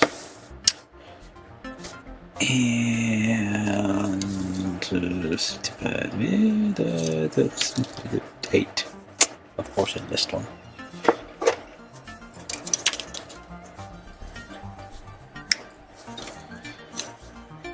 I can probably get the rest of these parts. Yeah, why not?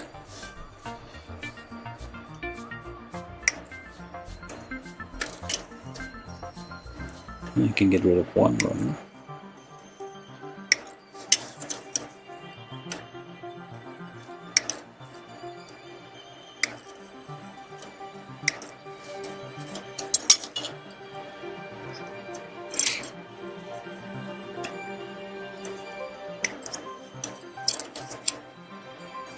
Okay, that's runner. The first one I saw some number 1 ends with 21. Doesn't have a skull. It says A1, but we don't really use that to kind of identify parts on it. Alright, so this goes on there this way, and we just add a dot of blue here, add a dot there, and yeah, press it, and you let it do its thing. This is supposed to be red, but as you can see, it is all green. They hadn't invented colors back in the, I guess, 90s. The whole world was just this shade of green.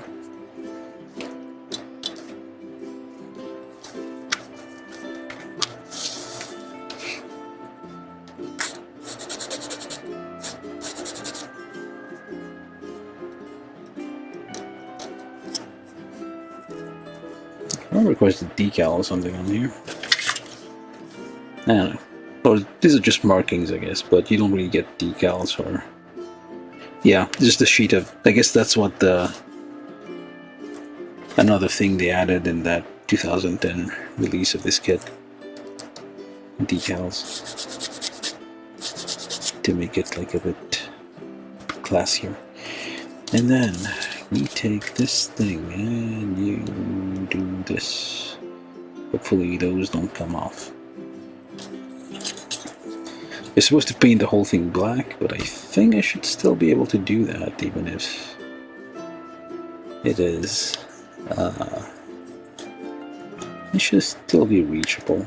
Yeah, it looks like it. Yeah, if I do this, I guess I should still be able to reach in. At least anything visible. Like, you don't have to be afraid of... Not that I'm an expert on it, but you should be fine painting things, even if you cannot reach. Like, yeah, it should be fine. Like, even... Although maybe not. I feel like maybe... I don't know if I'm able to reach that. Maybe. I mean, this is not going to be visible from the outside, I suppose. Let me just verify them here real quick. So if I were to do this, yep, I guess I can reach.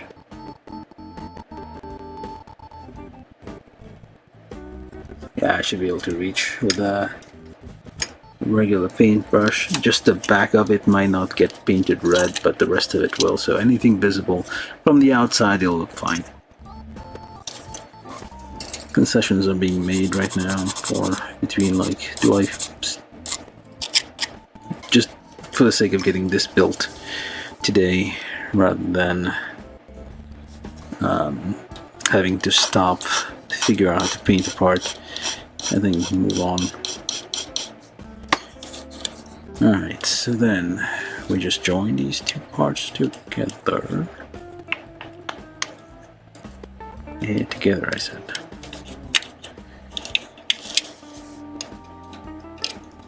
Come on now.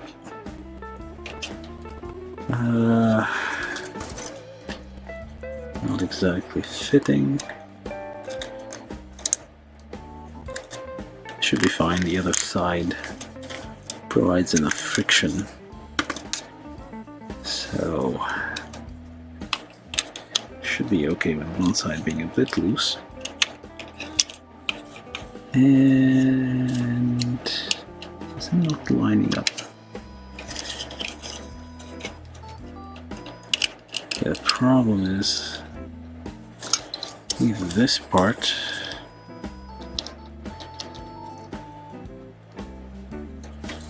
Or the other one.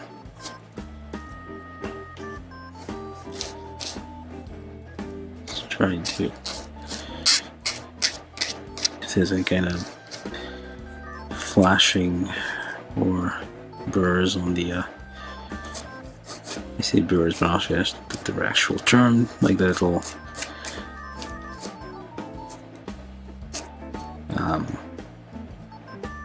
things sticking out on the end here, which might make it difficult to join here. So let's see. It is a bit difficult. Let's try this again.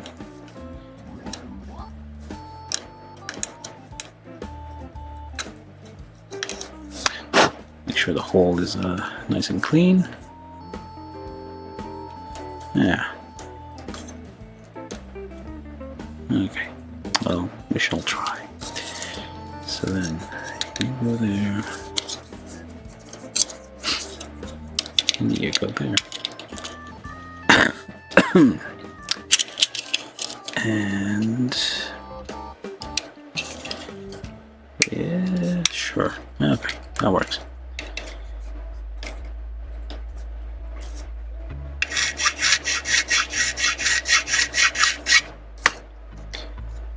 And you gotta make sure it is all pressed.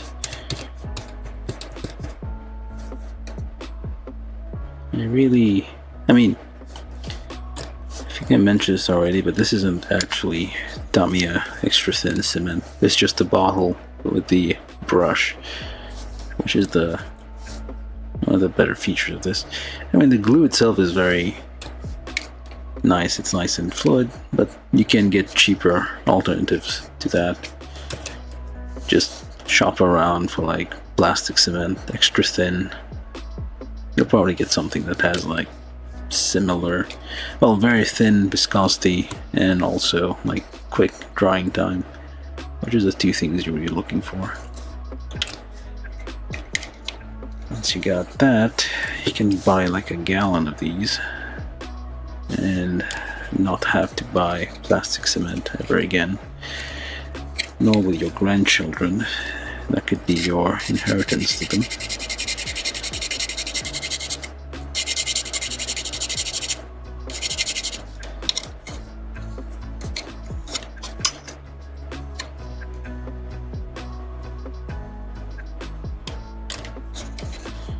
And a few more here and there. Wait, do I have to add anything else? No. just that. And in here, it's usually better to like dot it on the inside. That way it's like, it's not gonna make like a, if you press the parts together, it's like gonna squeezes out the melted plastic from the gap sometimes. Oops, that was too much.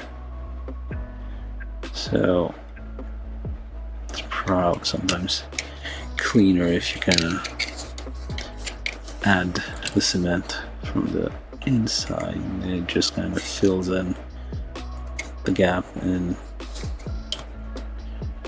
any kind of excess just gets squeezed. Well, you cannot see it, or at least that was what I think. Alright, so that's the main body, and kind of push that in there and close that. There, doesn't look too shabby. It's alright. Okay, so then we add more bits and bobs to it, like this. Make sure that it is nice and flat on the side here, and also nice and flat on here.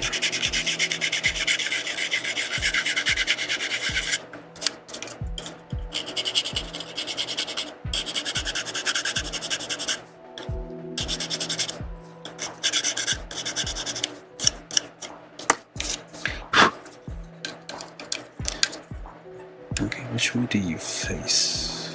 That way. Okay. And press this on there.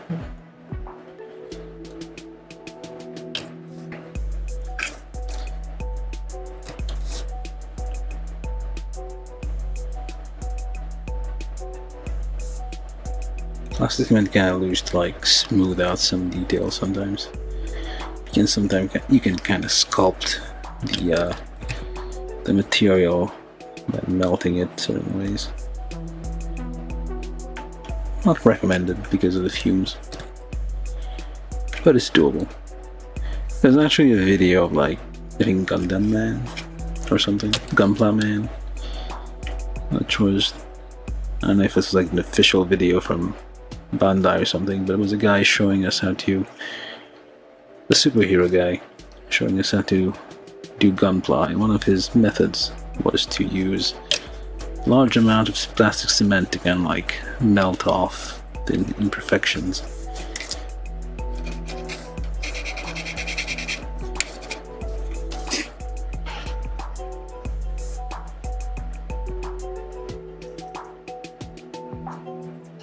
Macross. Oh yeah, I mean yeah, Macross Robotech has been around for quite a while, so it's probably been like a bunch of toys and things made of it. And I need to figure out a way to get this to be pressed, so yeah, I guess I'll just have to use my fingers for a minute there. So what else goes on there? This here shield thingy, which needs to be a bit smoothed out and glued together probably. And on the back here, nope, wait, where? I guess it goes in all the way, like so.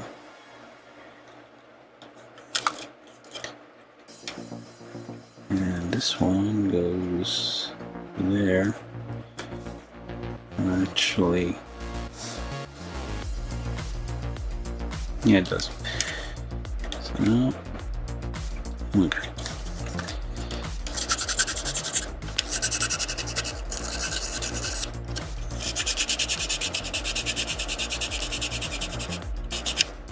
Just gonna flatten these out a bit.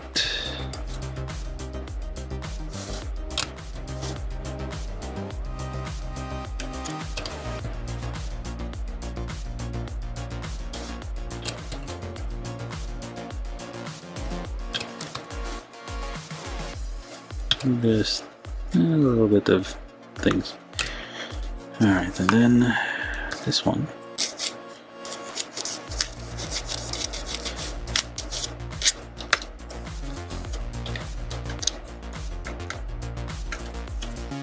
It doesn't, there's like a little bit of a gap here, I guess on purpose. So you're gonna have to glue it on this end. This whatever, put a little riser thing here to the plastic, and there we go.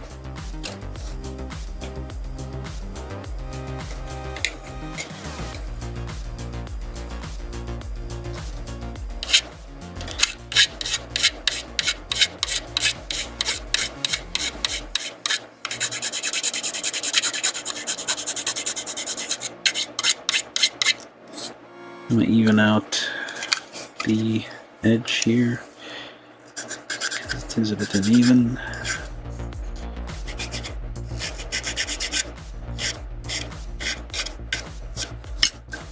And you kind of pop that in there. You're supposed to glue it, I guess. Probably. And just like so.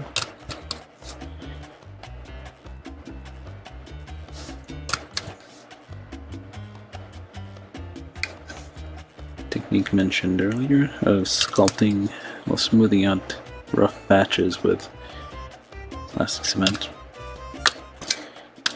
And just press.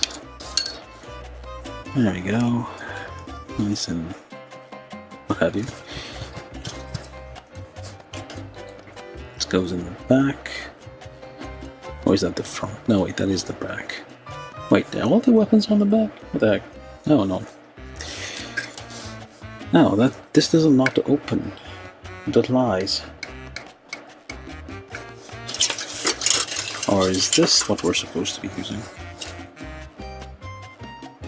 No. Like the thing shown on the cover here, we can't actually do that. That is not part of this. This is just like closed all the time. Yeah, so Bandai would probably, I mean, I don't know if like they still have the rights to do this or something, because they did do the original, like, Macross kit, the one I'm building here. But I'm guessing they don't have, no longer have the rights to do those anymore, so it's a bit sad. That's probably why other manufacturers are doing them. But yeah, if you had like some kind of master grade kit of those, that would have been awesome.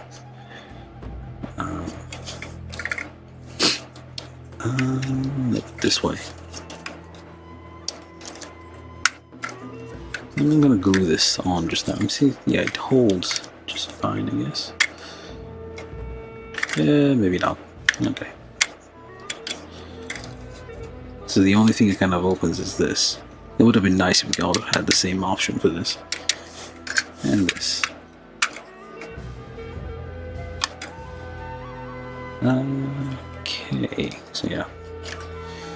Let's just put this over here, try not to break anything when we do that. Oh, yeah, I forgot this part here.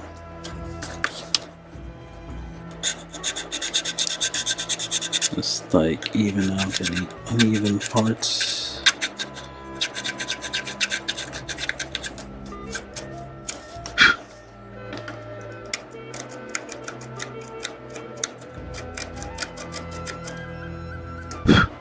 It doesn't have to be perfectly accurate because the original anime wasn't like drawn perfectly accurate either, so it averages out. So let's put a generous amount of stuff here and kind of hope it sticks. It doesn't. I guess it does. Yep, it's stuck. Okay. Because this like evaporates really quickly if you leave it in the air, so it's not something you can just apply and have a few seconds to like put the parts together, can have to do it quickly. Alright, so then that's the whole chest, I guess.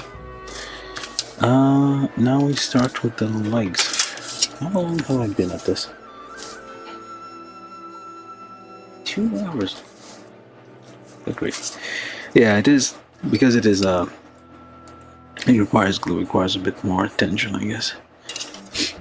So I do need this, I do need those, yeah I do. And I need this thing, which goes here. So I don't need to glue this one on, it seems to be fine on its own. Yeah, I'll leave it here. Yep, that should do it. That works. And then this, no, not this one, this one. This is 54. Yep. 54, 46, 47. 46, 47, wait, that's 65, that's 46, 47. Nope. Did I remove it already? Oh, this is the thing. Oh, never mind. This is 46, 47, 73. And, okay, and 12. 12. There you go.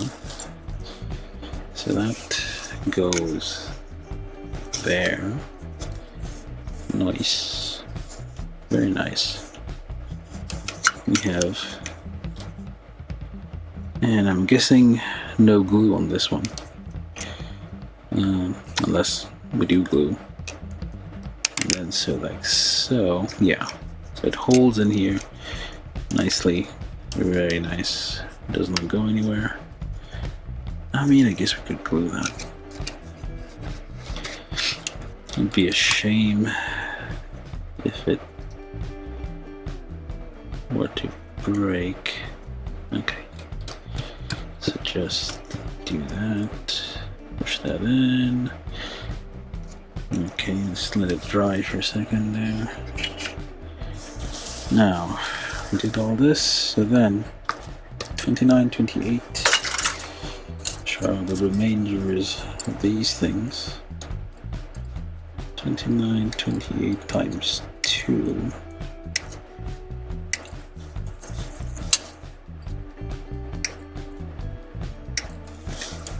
And that cross thing over there.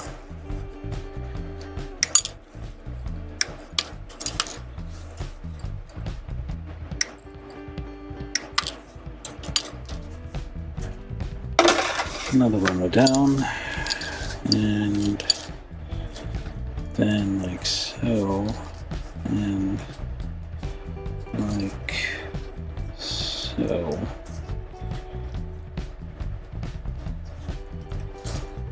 Like so. A little bit of that.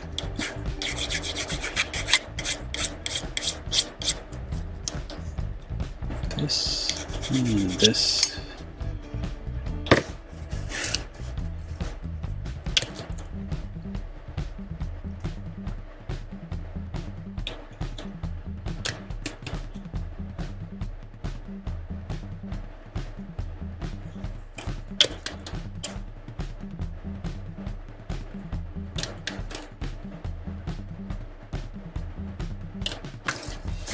Not to breathe the fumes in when you are applying cement.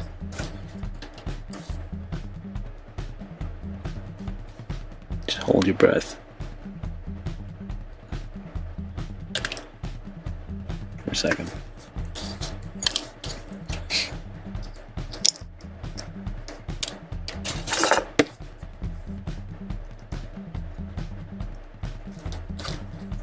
Probably should have been doing this a bit more.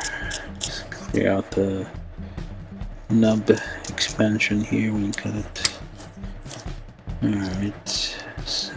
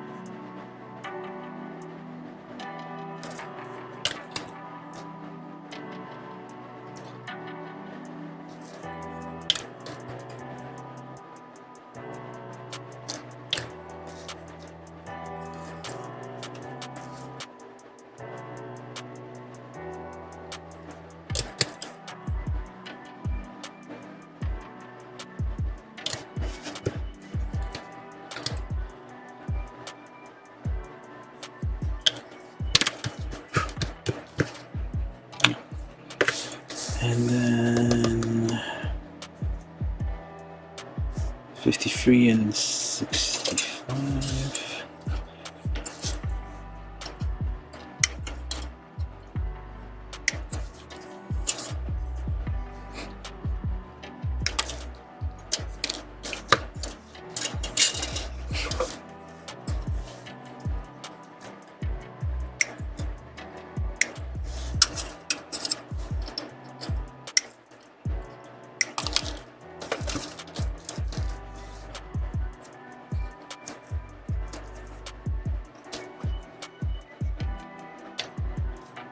Alright,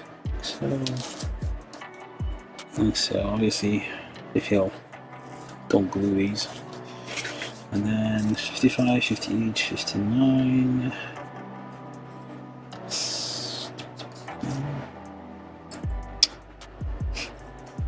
all of these. Okay.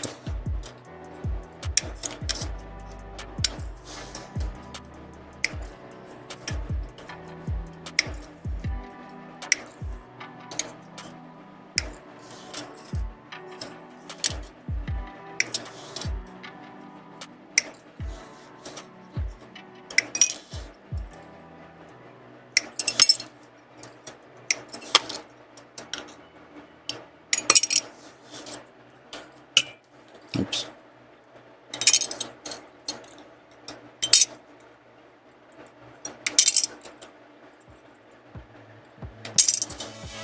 And all of us where this one is. So we have one left. Wait, no. I'll just get the rest of this as well. Oh no. Just one pile at a time. Oh, we can't deal with all of these at once. Okay, so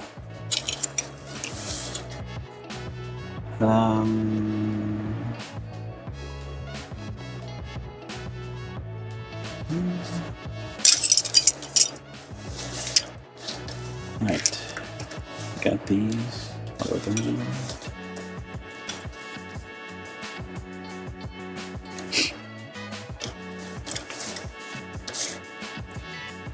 And these things start like so.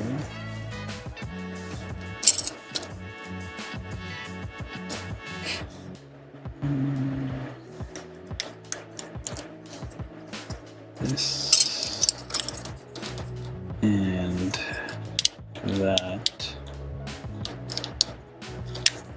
which is 55 and 56. A little bit of flashing over here.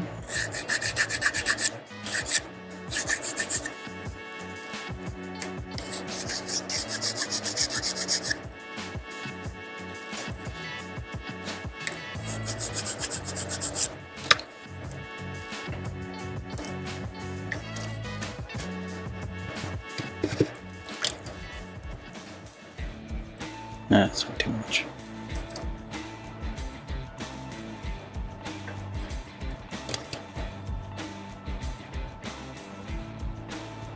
Sometimes there's too much cement on the brush, so I have to wipe it a bit on the side.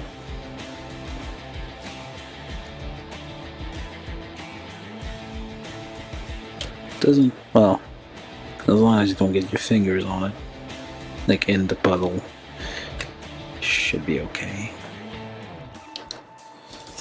Alright, and then this, or the other one.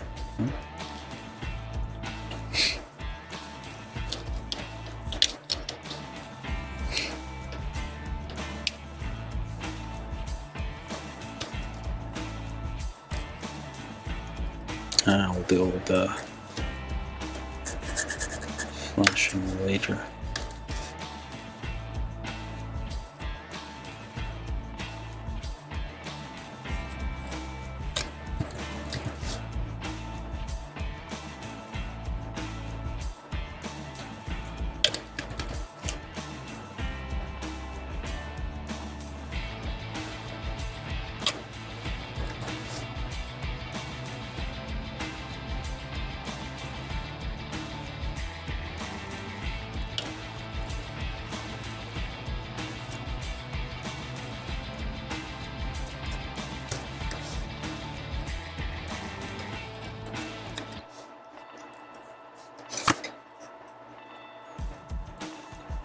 Hope this, yeah, this is okay. And then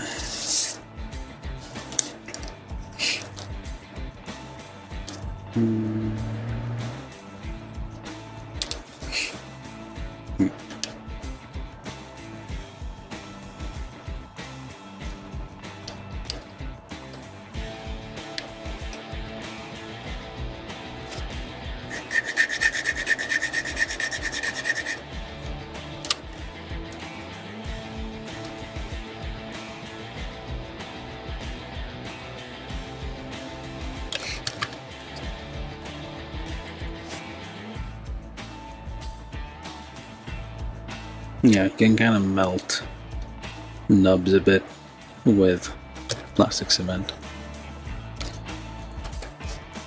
in case you ever felt like doing that.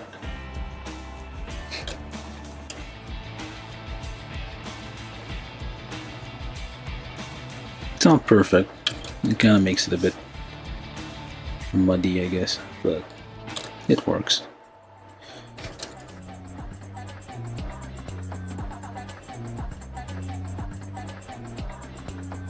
To some extent.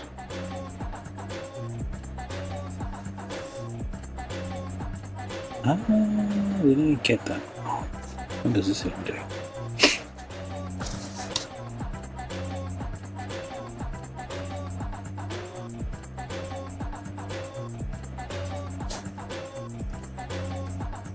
Okay, something goes on there, I guess.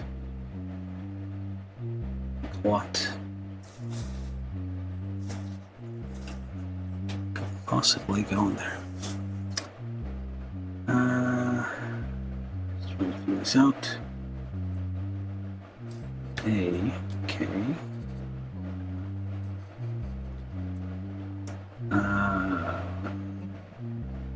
Oh, this is the foot. It's a foot. Ah, that's what that's the ankle. Okay.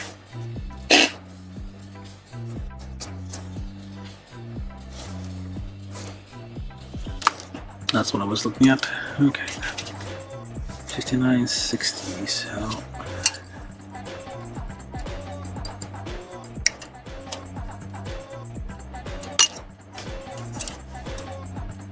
just trying to get an extra.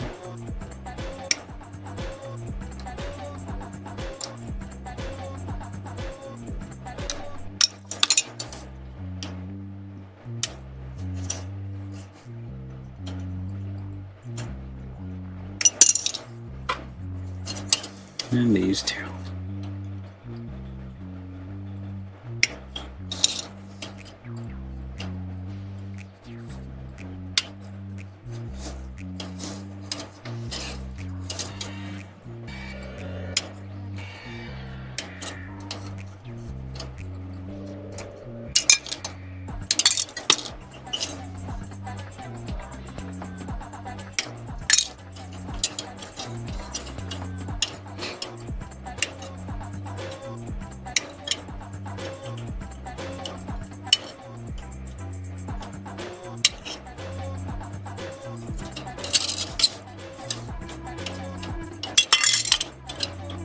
Yep, we're almost done.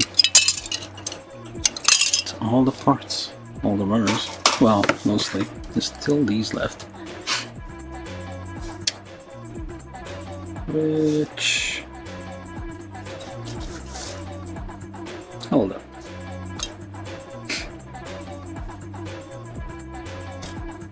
I probably missed it. One or two here and there. 71 goes where? Yeah, I probably missed a couple. Or one of these at least. Unless it's something else. Oh, it is on something else. Yeah. So, no, one of them here I purposely didn't do because, well, I mean, maybe I could. A bit later though. Alright, so this goes over there, that goes over here, this over there.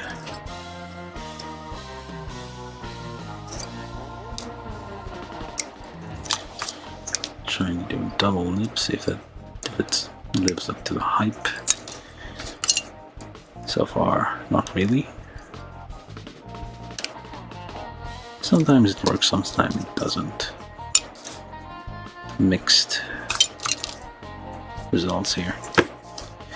Alright, then this goes there, this is the toe.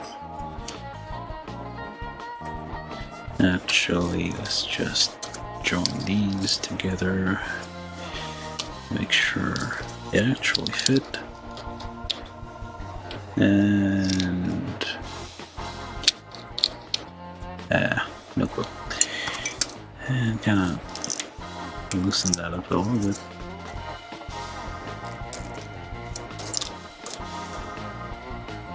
Where's this bench?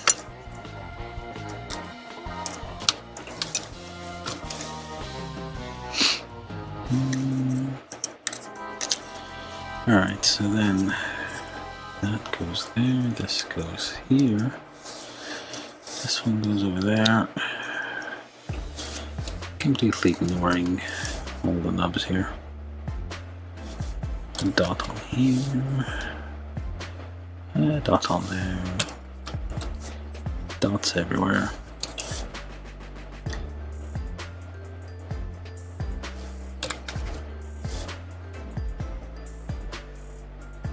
That's too much, but okay.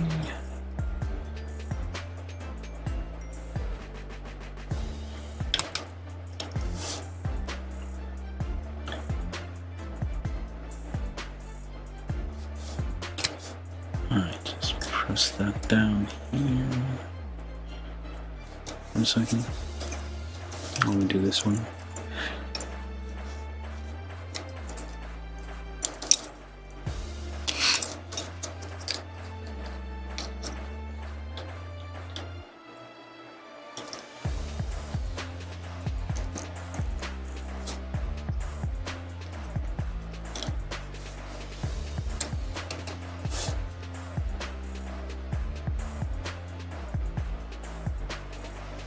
Doesn't quite line up. As far as I'm gonna need some filing to get this to fit the way it's, well, to fit a bit better, at least. So, wait a sec. Right. I guess. So this and that and this.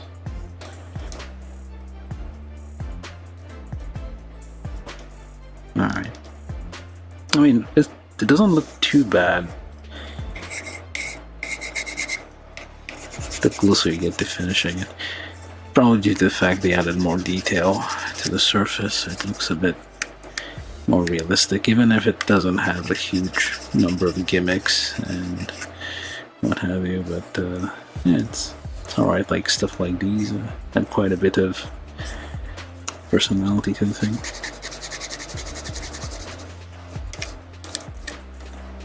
It's a nice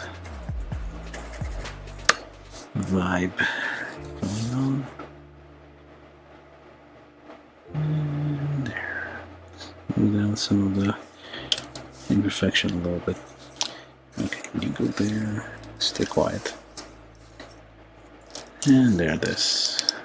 Here. Still very stiff, even if I like cleared out the thing a bit here. Yeah, doesn't quite line up. I don't know if I'm supposed. Maybe I swapped some of the halves there. Maybe it doesn't better.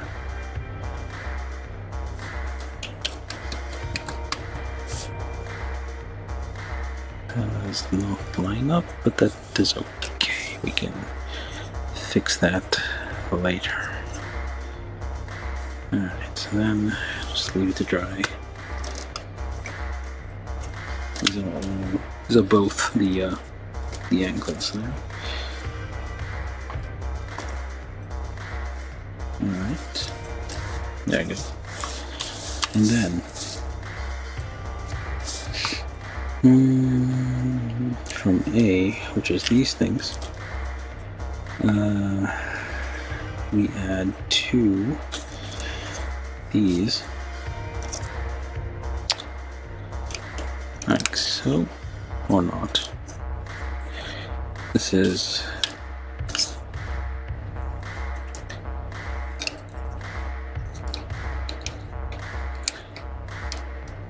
this is a bit of a thing here, so I'll try to cut it off without cutting myself.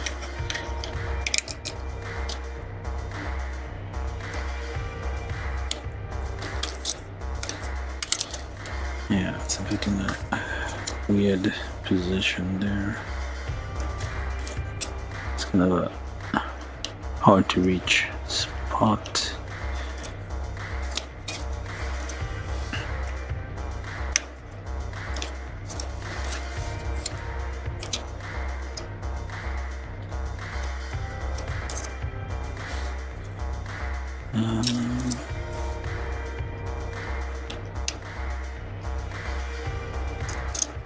Now we're doing the legs, I guess. So we should identify. So this is the front, I'm guessing. Okay, this is the side. So one of them goes here. One of them goes there. So, and like so. And in the middle there, it does wobble a little bit. That's it. Oh, there you go. It does like kind of wobble a little bit. And right.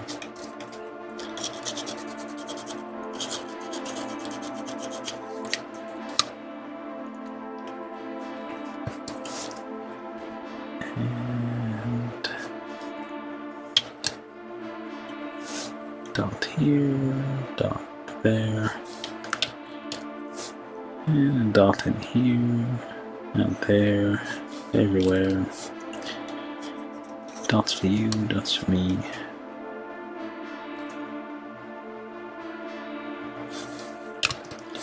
Yeah, definitely.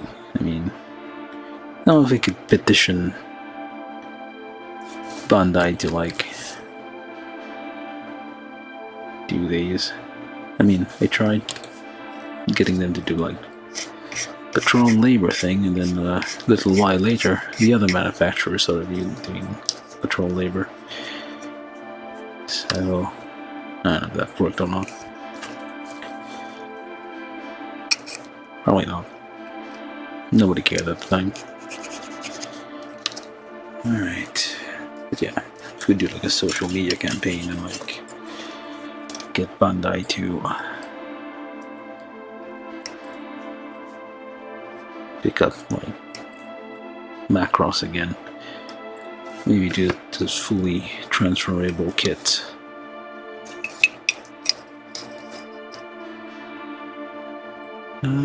Which way do you go? I guess the crisscross side goes on the like this, and it is going inside.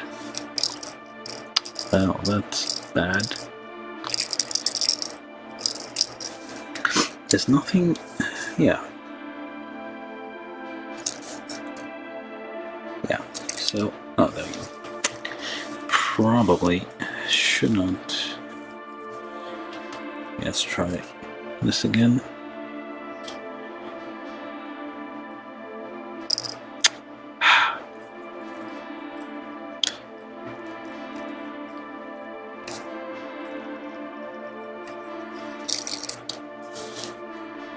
Probably should like glue it before you put the halves together.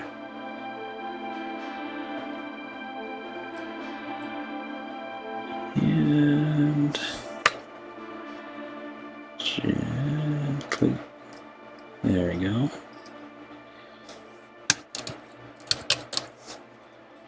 It's a bit lopsided, but I'll take it.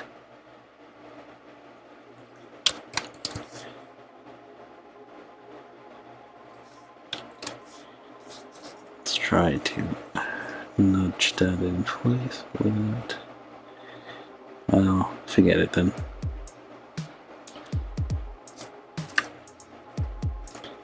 I feel like if I touch this too much, it's going to fall in again, so I'll just leave it at that. For this side though,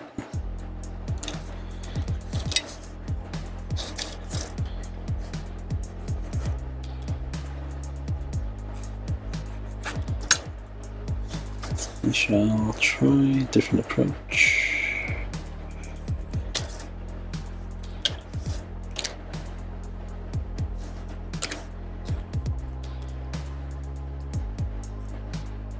And a few seconds there. We go. Yeah.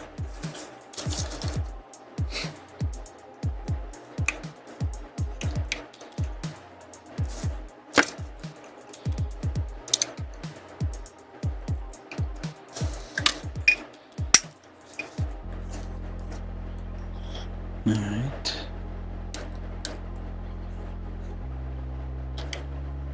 I'm not sure if that's a better approach after all.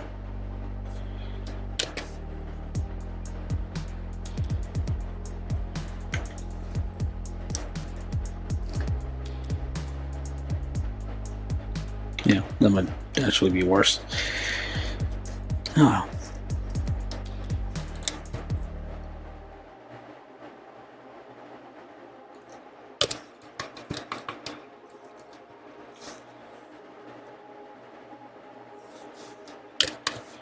And of course, if you are new here and have not subscribed, do consider subscribing. Or if you really don't want to subscribe, just give it a like, or even share it.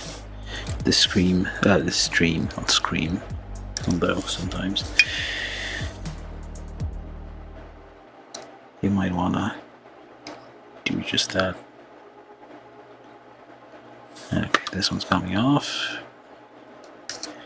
Not much you can do about it. Let's try this again.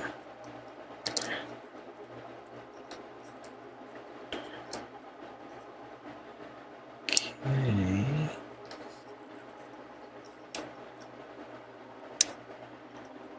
So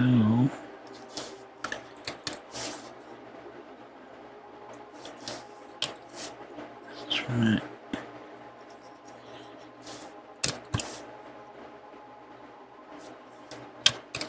It is a bit weird, but yeah, if you're new here, you haven't subscribed, do subscribe and share this stream on the various places. You might be inclined to share things with the people that are close to you in your life, or maybe not close to you in your life, just strangers you pretend to have a connection with on the internet.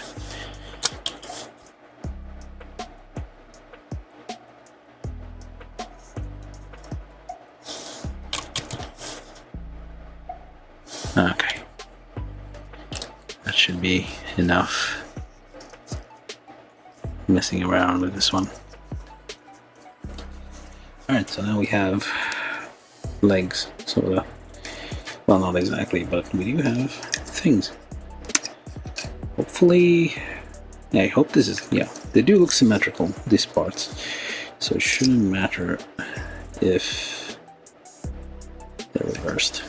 Alright, so I do hope I did get the, yeah, it does look like I did. Yeah. This way, okay. And then, finally, this huge thing here goes like this, goes like that,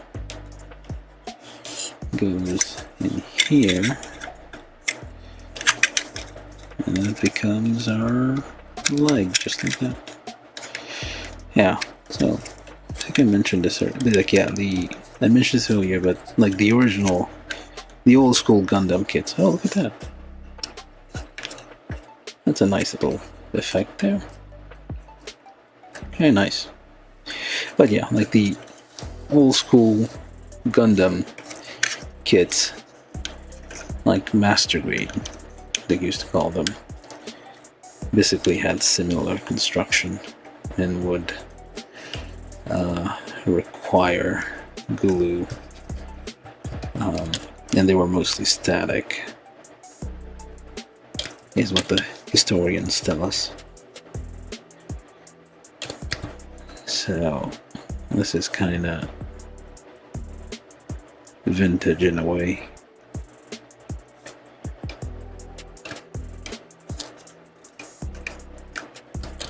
So we're learning how our ancestors used to build kits back in their mud caves and whatever else place they would take shelter from the elements and the dark. Yeah, not too bad. Well, it's a bit slippy, but yeah, not too bad. Yeah. They would gather around the Firekeeper and assemble their model kits together. In the ancient times, back when they would hunt the woolly mammoth and the pterodactyl for food.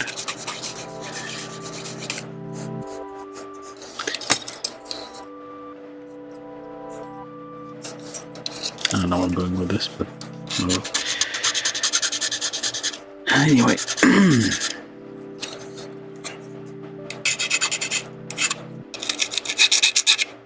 Oh, okay. It's a bit loud, but necessary sometimes.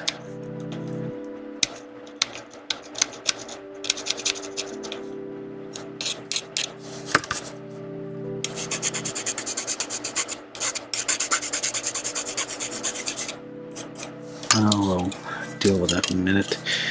Let's just finish this. So, dot wherever possible and kind of line it up as much as you can. Sometimes it doesn't really want to line up. Not that you can do then. No, what the heck? That's not at all lined up.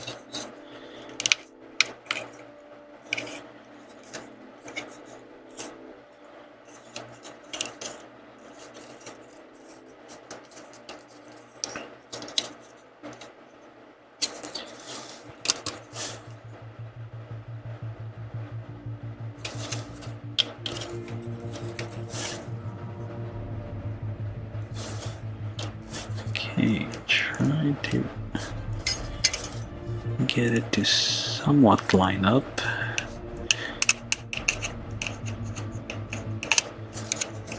And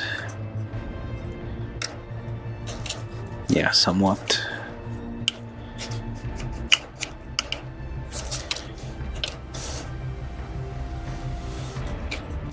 Okay. That ought to be enough.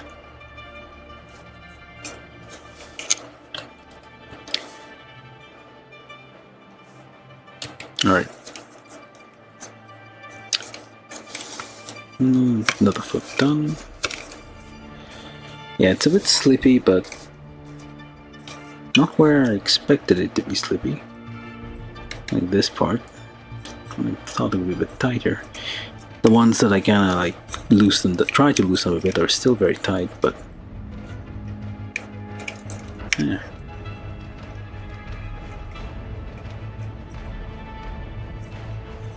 Not too bad.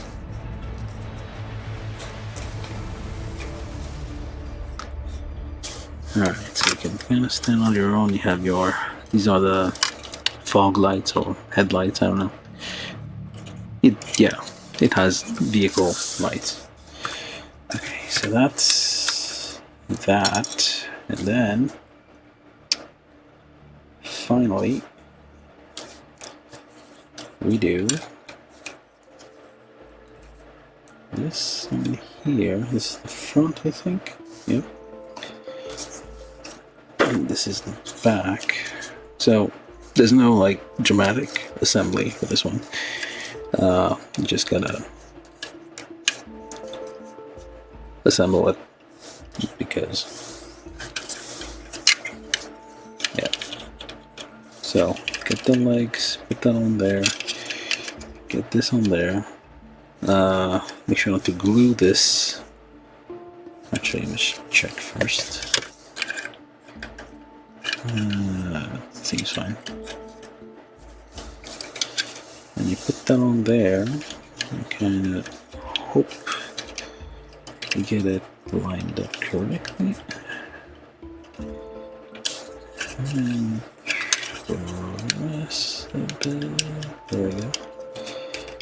Just wiggle this a bit to kind of get it in there. Make sure you do not glue this, as I mentioned. What the heck am I gonna reach? Just gonna have to make do with this area here. And this area there.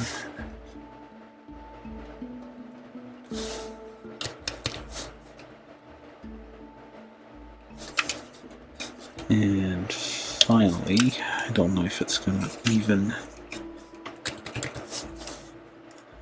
over here. Try to reach in there. Smearing it everywhere. And there we go. Sort of did it. Yeah, it doesn't look like a Gundam because a Gundam would have a head with a face. It does have hands, but these are very robotic hands. Oh, and then we need 71. Which is basically the same size as 72 and 73. Just a little lens thing there. And we just drop that in here.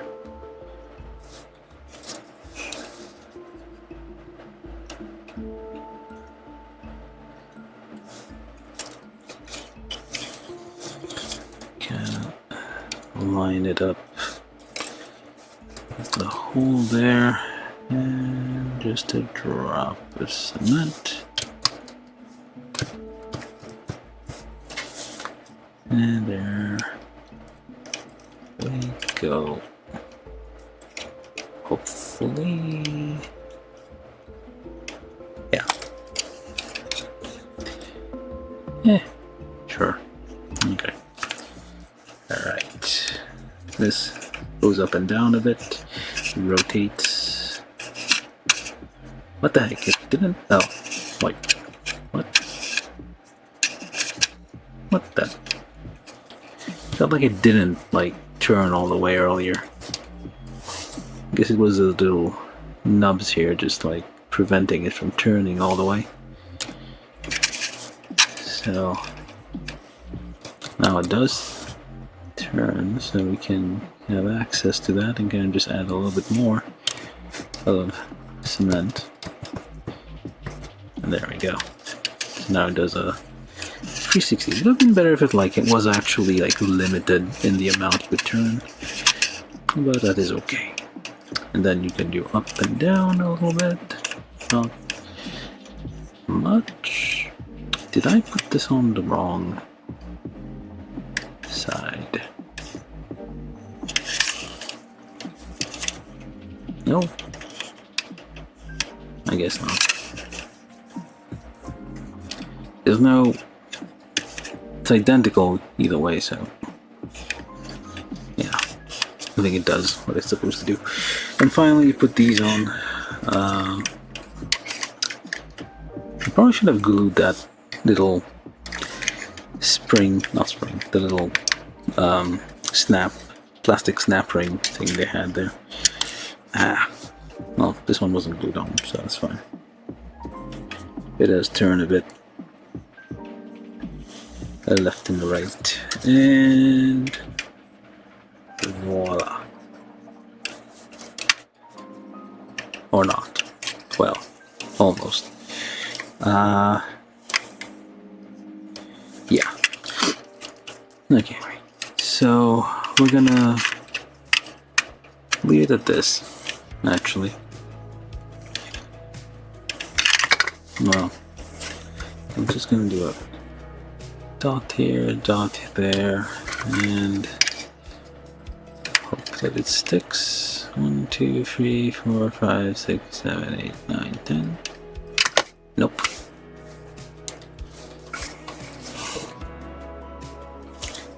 And a dot, and a dot.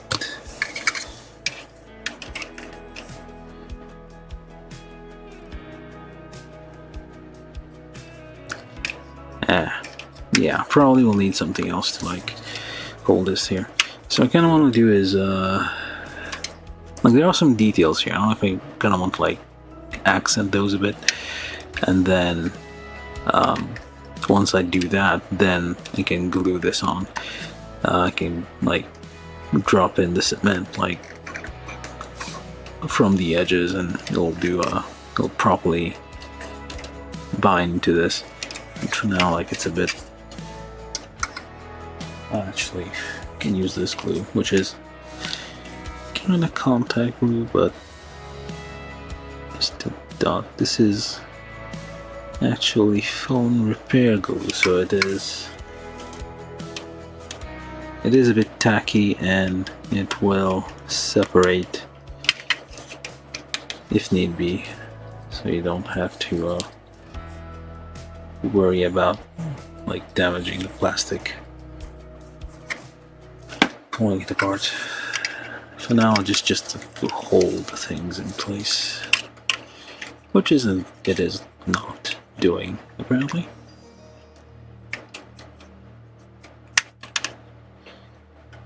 I just kind of want to like keep those separate for now.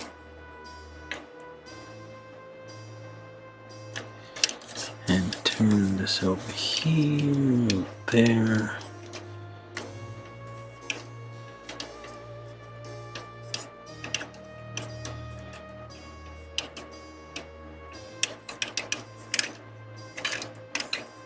Yeah, but you get the basic idea. We're done. This is the Destroid Spartan with theoretically it has this thing which just like pops out like some cartoon array of guns here, and it's supposed to have like missile bays up in there. Oh, hello. Thanks, Pato Vega. Yeah, Too bad the missile, yeah, the missile hatches do not open, which is kind of sad. I mean, yeah. Could probably, I mean, if you were really, like, serious about it, probably, like, cut this open, build up a hinge, and kind of, like, build, like, git bash some missile-looking things, and just build that in there, but for now, okay. Oh, this one's holding, sort of. Hey, you know what? I can probably get away with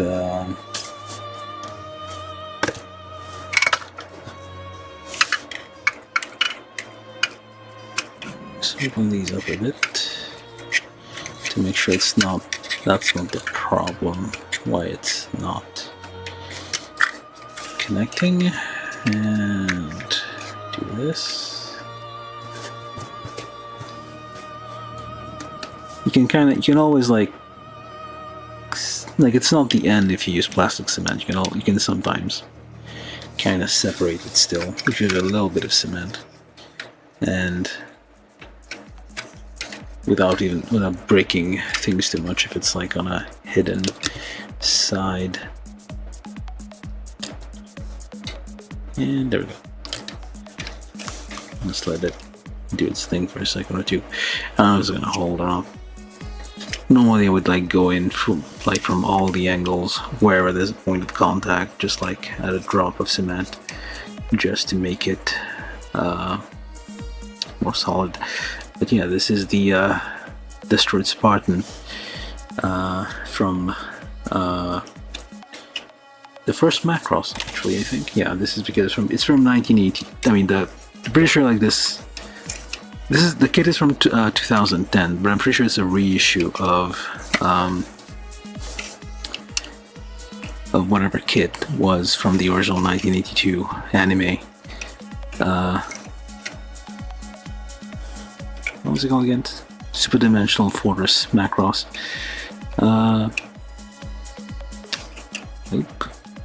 Yep. Okay, you look a bit weird. Are you supposed to look like that? Yeah, you do. Yeah, it definitely needs, I mean, this is just like plain drab gray plastic, but yeah, you could definitely could use like a bit of spruce, like a bit kind of glossy. Maybe add some like damage like scratches from battle damage and whatnot. And your arm's coming off, of course. Yeah, as you can see, like there's a very thin web here connecting it, so it is okay. You can always fix that. Okay, let's just let that do its thing, or not. I'm trying not to glue this permanently right now because I might want to have these separate for a bit so I can have access to like finish this someday. But it's nice though. It's nice little, like the movement here is quite nice. Yeah, what did you mention? Just it's a shame like the missile bays on the shoulders do not open. Like this is definitely like the Macross mecha is definitely like not just the transforming planes, which is like the main thing the show is known for, but like all the other support mechas and all the enemy Zentradi, well, they're basically mobile suits or exoskeletons. I don't know, whatever they are, but all of those probably should, like, they really could. It'd be awesome if they had like master grade or even like real grade like versions of these. But yeah, this is nice too. I mean, like once you seriously,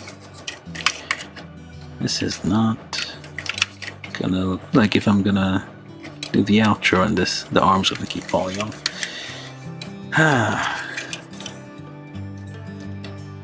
This one's holding, this one does not. Yeah.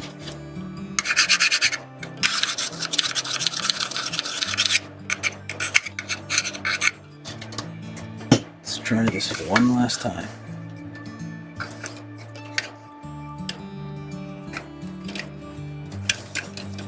So, get some in there.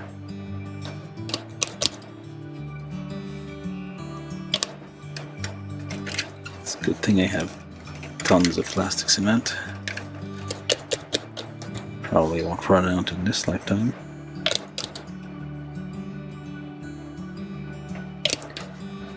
Alright, so let's just not touch it. This is gonna be the pose. Very unassuming. Very minimal. They'll do. And trying to get these feet to knees. Yeah, it's not an agile, it's just basically a platform for a bunch of missiles. It's just like a smaller version of the Destroid monster, which I also have from the same generation of kits. That was actually one of the first kits I looked for buying, and yeah, so maybe I'll build it at some point. But yeah, this is the thing. This is the Destroid Spartan. How long did I take to build this? Well, less than 3 hours.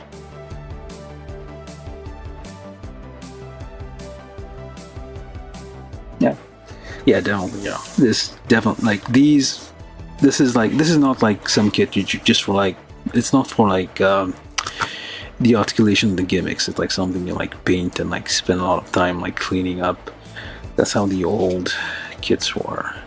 You had to spend a lot of time like cleaning them up, getting rid of all the like seams, nubs, and all the like small defects, misaligned panels here and there. And then you would end up with like something very polished, there's like this trend I think called old gold or something, which I missed apparently. For a while there was like a bunch of people building stuff on YouTube and like taking the very, very old kit, like these ones I guess, and kind of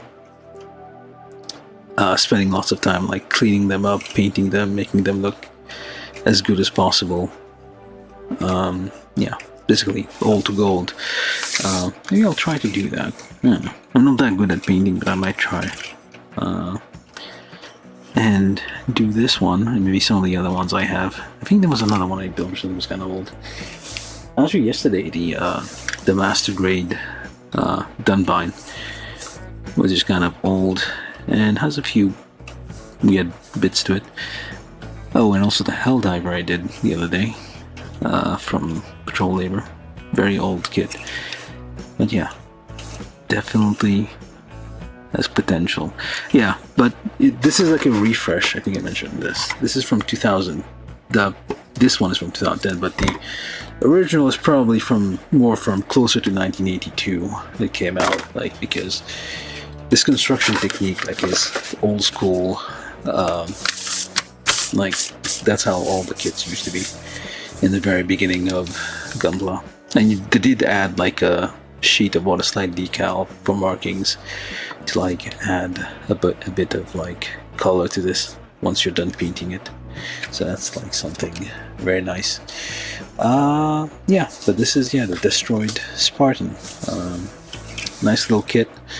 Not super, like if you compare it to like something for like new high-grade Gundams, this is definitely not like quality-wise. It's like this is like way below, but it's still, for what it is, it's still a very fun thing to build. Okay, let's open this hatch. Show people your thing. There we go. It does have no movement at all. No, yeah, very little to non-existent like movement. This is like something which just like crawls slowly out onto the deck of the Macross ship and just opens this thing, just like blows its load on the enemy and then crawls backward into the hangar, reloads. You could have just given it wheels at this point. Why legs? And why arms? These arms are useless. Yeah, but this is the things you think about, or I think about as a grown-up sometimes rewatching those shows, like, why did they even do that? That makes no sense. Yeah, but at least, well, a minimum they didn't give it a face with a head, so that's at least that. But we did have to have hands with 5 separate digits, because that it was vital for the functioning of this thing, which is just basically a missile pod on legs. Alright. I don't really have much else to say about this. I'm just admiring the surface detail, which is really probably the only thing that changed when they refreshed this kit. They re-released it in 2010. It just had lots of like surface like etchings and what have you, just for like all the small details here and there, which really like make the difference. I guess it tightened up the shape. It's probably just like a big ugly lump originally of green, like vaguely looked like the shape of the thing in the anime, but now it looks like an actual mechanical thing, an actual military vehicle, which is another nice thing about Macross. It's not super robots, it's somewhat real robots. Okay, I'm just rambling at this point, but yeah. Legs are a bit misaligned, I think, no? Or is it just me who's just imagining things here? Alright.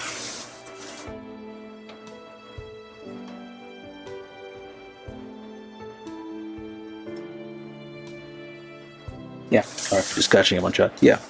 Hello again, Austin. You missed most of it, but yeah, we're done.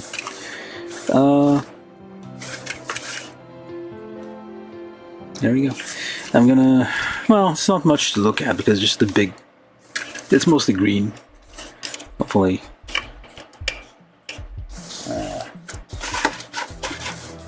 Let's see if we can even make out some details on this thing up close.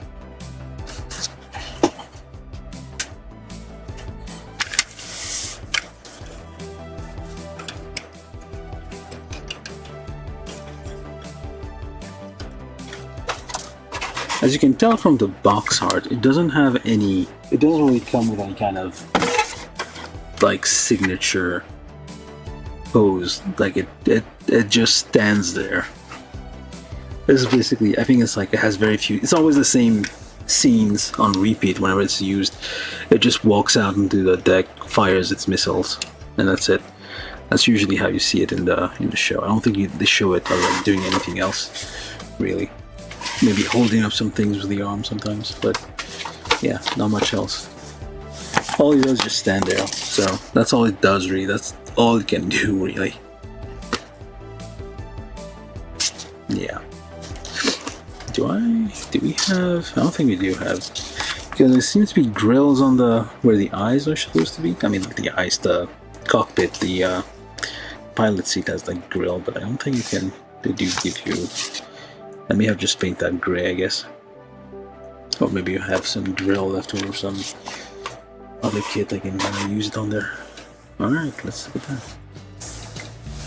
So close. Oh, that was on full frame. And there we go. Yeah, there's the Destroid monster, which I have, which is like a huge. I don't, wait, hold on. It's not the same scale. What scale is it?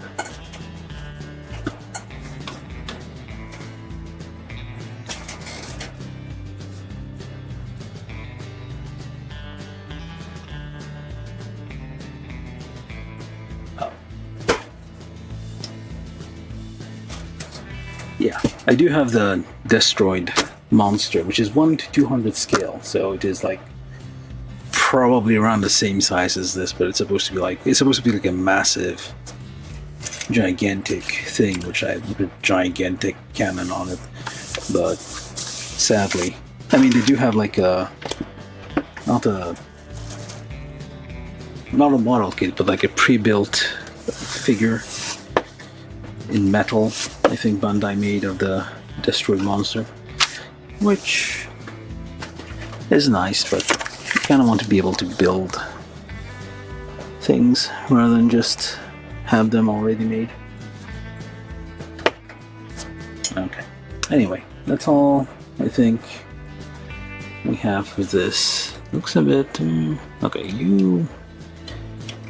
It's like you're about to do a quick draw in the Wild West or something, except you have no guns to your hips.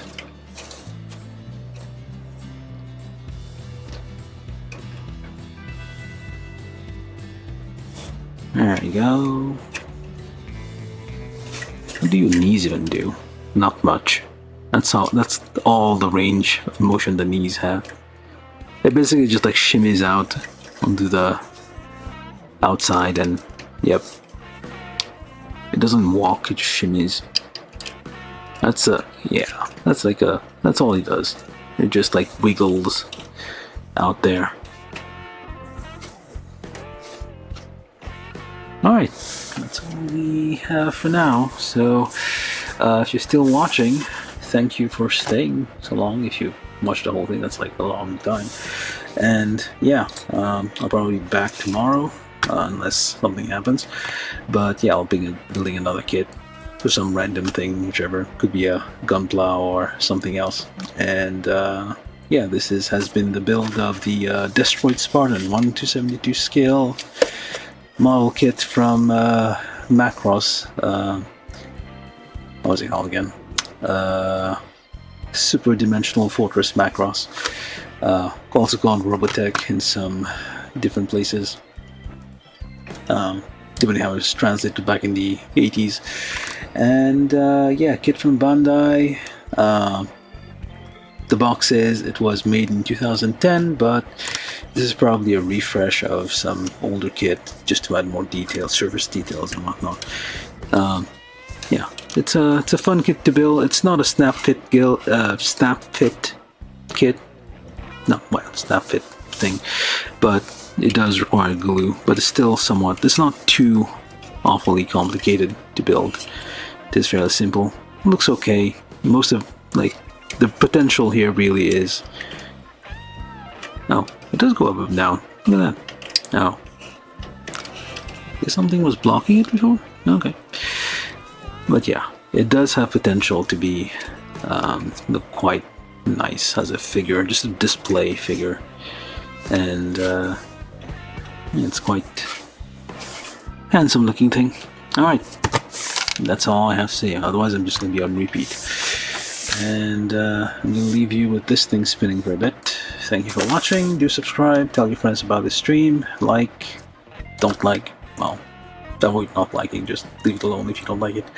I don't know if that helps at all if you dislike it. But anyway, yeah, if you like it. If you enjoy these things, do subscribe if you haven't, or share this stream places, the usual. And yeah, thank you everybody for being here. Kid Robot, Austin, Steven here, everybody who Batu, Wiga for comments, everything. Alrighty, thank you all. Good night.